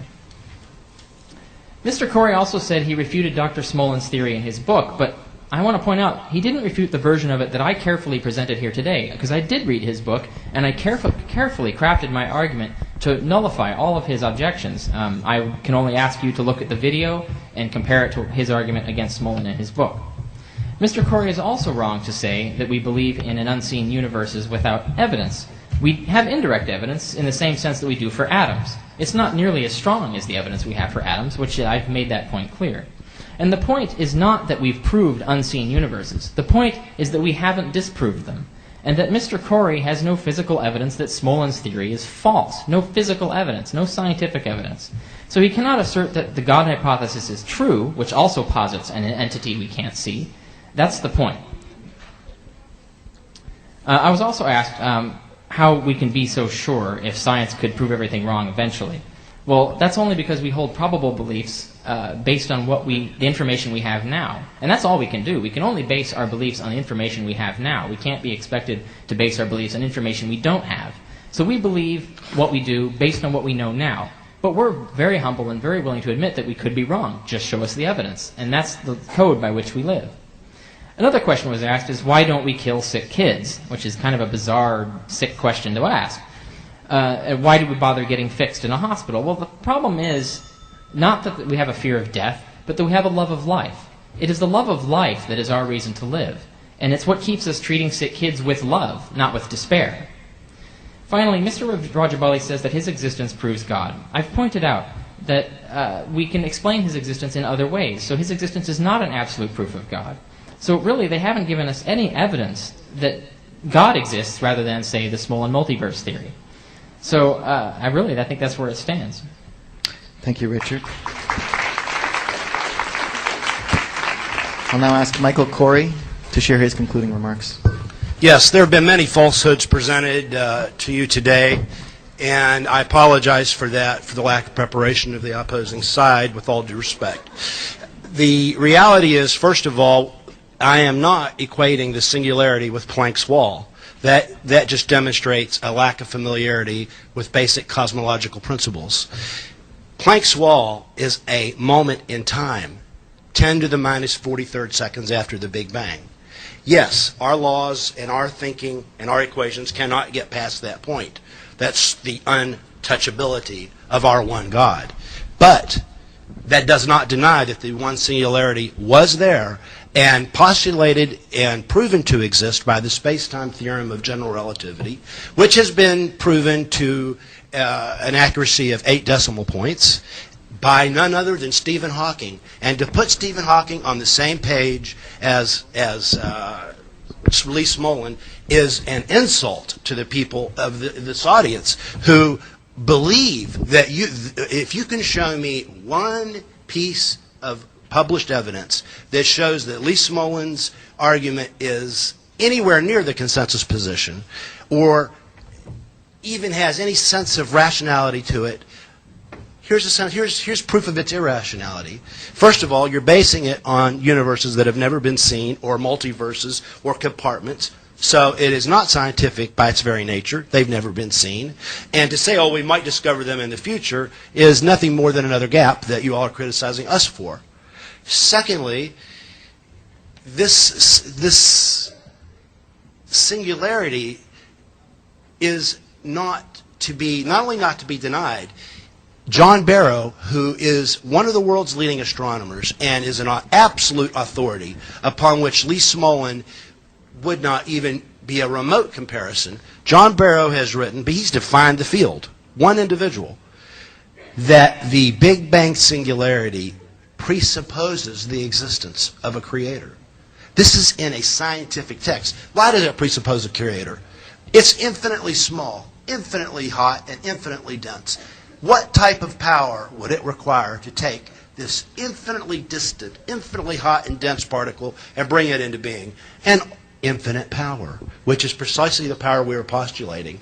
We are 100% compatible with the scientific evidence. Your side has failed to give a justifiable explanation, a plausible explanation, a rational explanation for our fine-tuned universe. And using natural selection to try to argue for the existence of our wonderful world is basically not in keeping with the facts, because natural selection does not apply to the laws of nature. And the laws of nature, which were hatched right after the Big Bang, in which there was no time for natural selection to happen, they were hatched perfectly fine-tuned for life 15 billion years later. Now, I ask you, if I got a firecracker right here, and I exploded it right here, and it goes off, and the shrapnel goes and forms a statue right beside you and waves and says, "Hi, Dan, how are you doing?" Would you say that that was an accident? Yes or no? No. Of course not. This is exactly what happened in the Big Bang, and it's exactly what is acknowledged by the majority consensus position of the world's scientists, that instantly after the Big Bang, the constants of nature, the laws of nature, popped into existence, perfectly fine-tuned for life. And that article explains nothing. Explains nothing. It's trying to get around a singularity. Actually, the author it will be profoundly criticized, because he's trying to get around the Big Bang singularity when, in fact, there's a singularity at the center of every black hole, which you already affirm exists. So which is it? Do singularities exist or do they not? Do black holes exist or do they not? Y'all are contradicting yourselves. They're different things. They are not different things. That shows you... You actually said they were earlier. You said there was a difference between black holes and singularities. A singularity is at the center of every black hole, but that doesn't mean that every singularity was the Big Bang. The Big Bang, yes, was comprised of a singularity, but every black hole is also got a singularity at the center of it. And that is how another way in which the Big Bang theory has been justified by Stephen Hawking, who discovered both. And I give him an utmost amount of credit, and I just wish that you would have understood cosmology better so that we could have made more progress in this debate tonight. Thank you, Michael.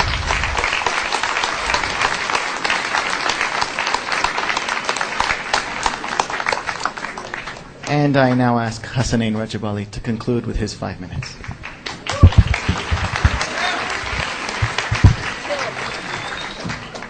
Mr. Barker says that there are millions of atheists in the world. In my first debate with him, he noted that there's 1 billion atheists. And then, of course, when questioned, he said that, well, there's uppercase atheists and lowercase atheists. So it's almost like dangling between terminologies when cornered. You will notice one thing about atheism and those who profess it, that they actually do not have any stability. They keep moving between atheism and agnosticism. Even my opponent, Mr. Carrier, says when you have certain debates with certain Muslims, it is wiser to take the agnostic position. So if you're fluctuating between a position where God does not exist to suspension of your ideas and coming to a debate is indicative of the fact that you don't have certainty about what you're bringing forth. The fact is, in the world today, according to the CIA statistics, there's 2.44% of atheists in the world out of 6.3 plus billion people. Those are confirmed atheists in the public world. Here's the article of the World Factbook from CIA. 2.44%. That is only a very small fraction of the human population. To try to make the term atheism a common household name, I think is not going to be a very fruitful thing for those who want to bring it into a household name. We are all lowercase atheists, Mr. Barker. But don't play with words, because we are theists too, with the capital T. And the argument here has got nothing to do with lowercase atheism, it's capital atheism that we are debating. You will notice that when you reject, the Quran says when you reject the mercy of God, you will become a disbeliever. You will be the one who will see the cup not as half full. When a person says this cup is not half full, it's half empty, like the DNA problems and so on and so forth, you become a regressive creature. You become a person who is very regressive. To accuse us of being angry, I think it's very improper. I will show you data. The Journal of Consulting and Clinical Psychology, the relations of religious belief and practices with depression and hopelessness in persons with clinical depression.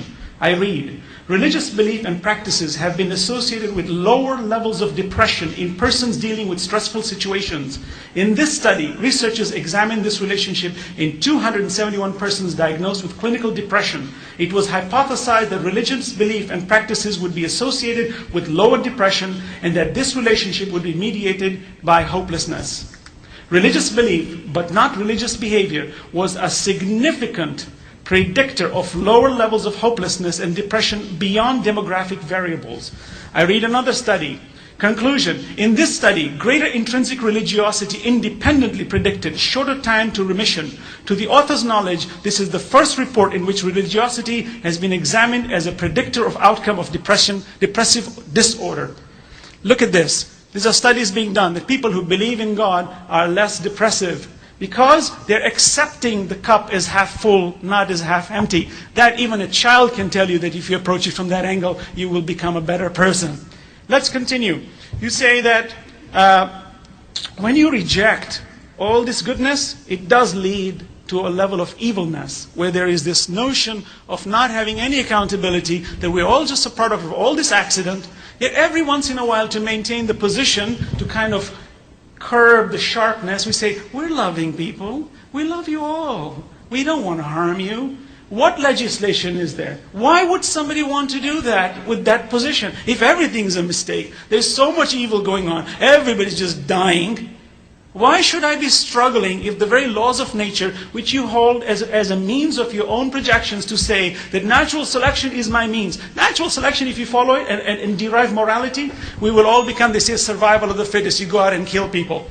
In conclusion, I say that to dilly-dally and to dangle between these positions is itself a position which shows that. Okay, and those who want to give their life and live for it, as Mr. Carey has said, come to the conclusion that the one who has created you, who has given you life, who gives you sustenance, and when he takes you away from this world out of all his gifts, it is better to submit to it. So I conclude in the name of God, the Beneficent, the Merciful.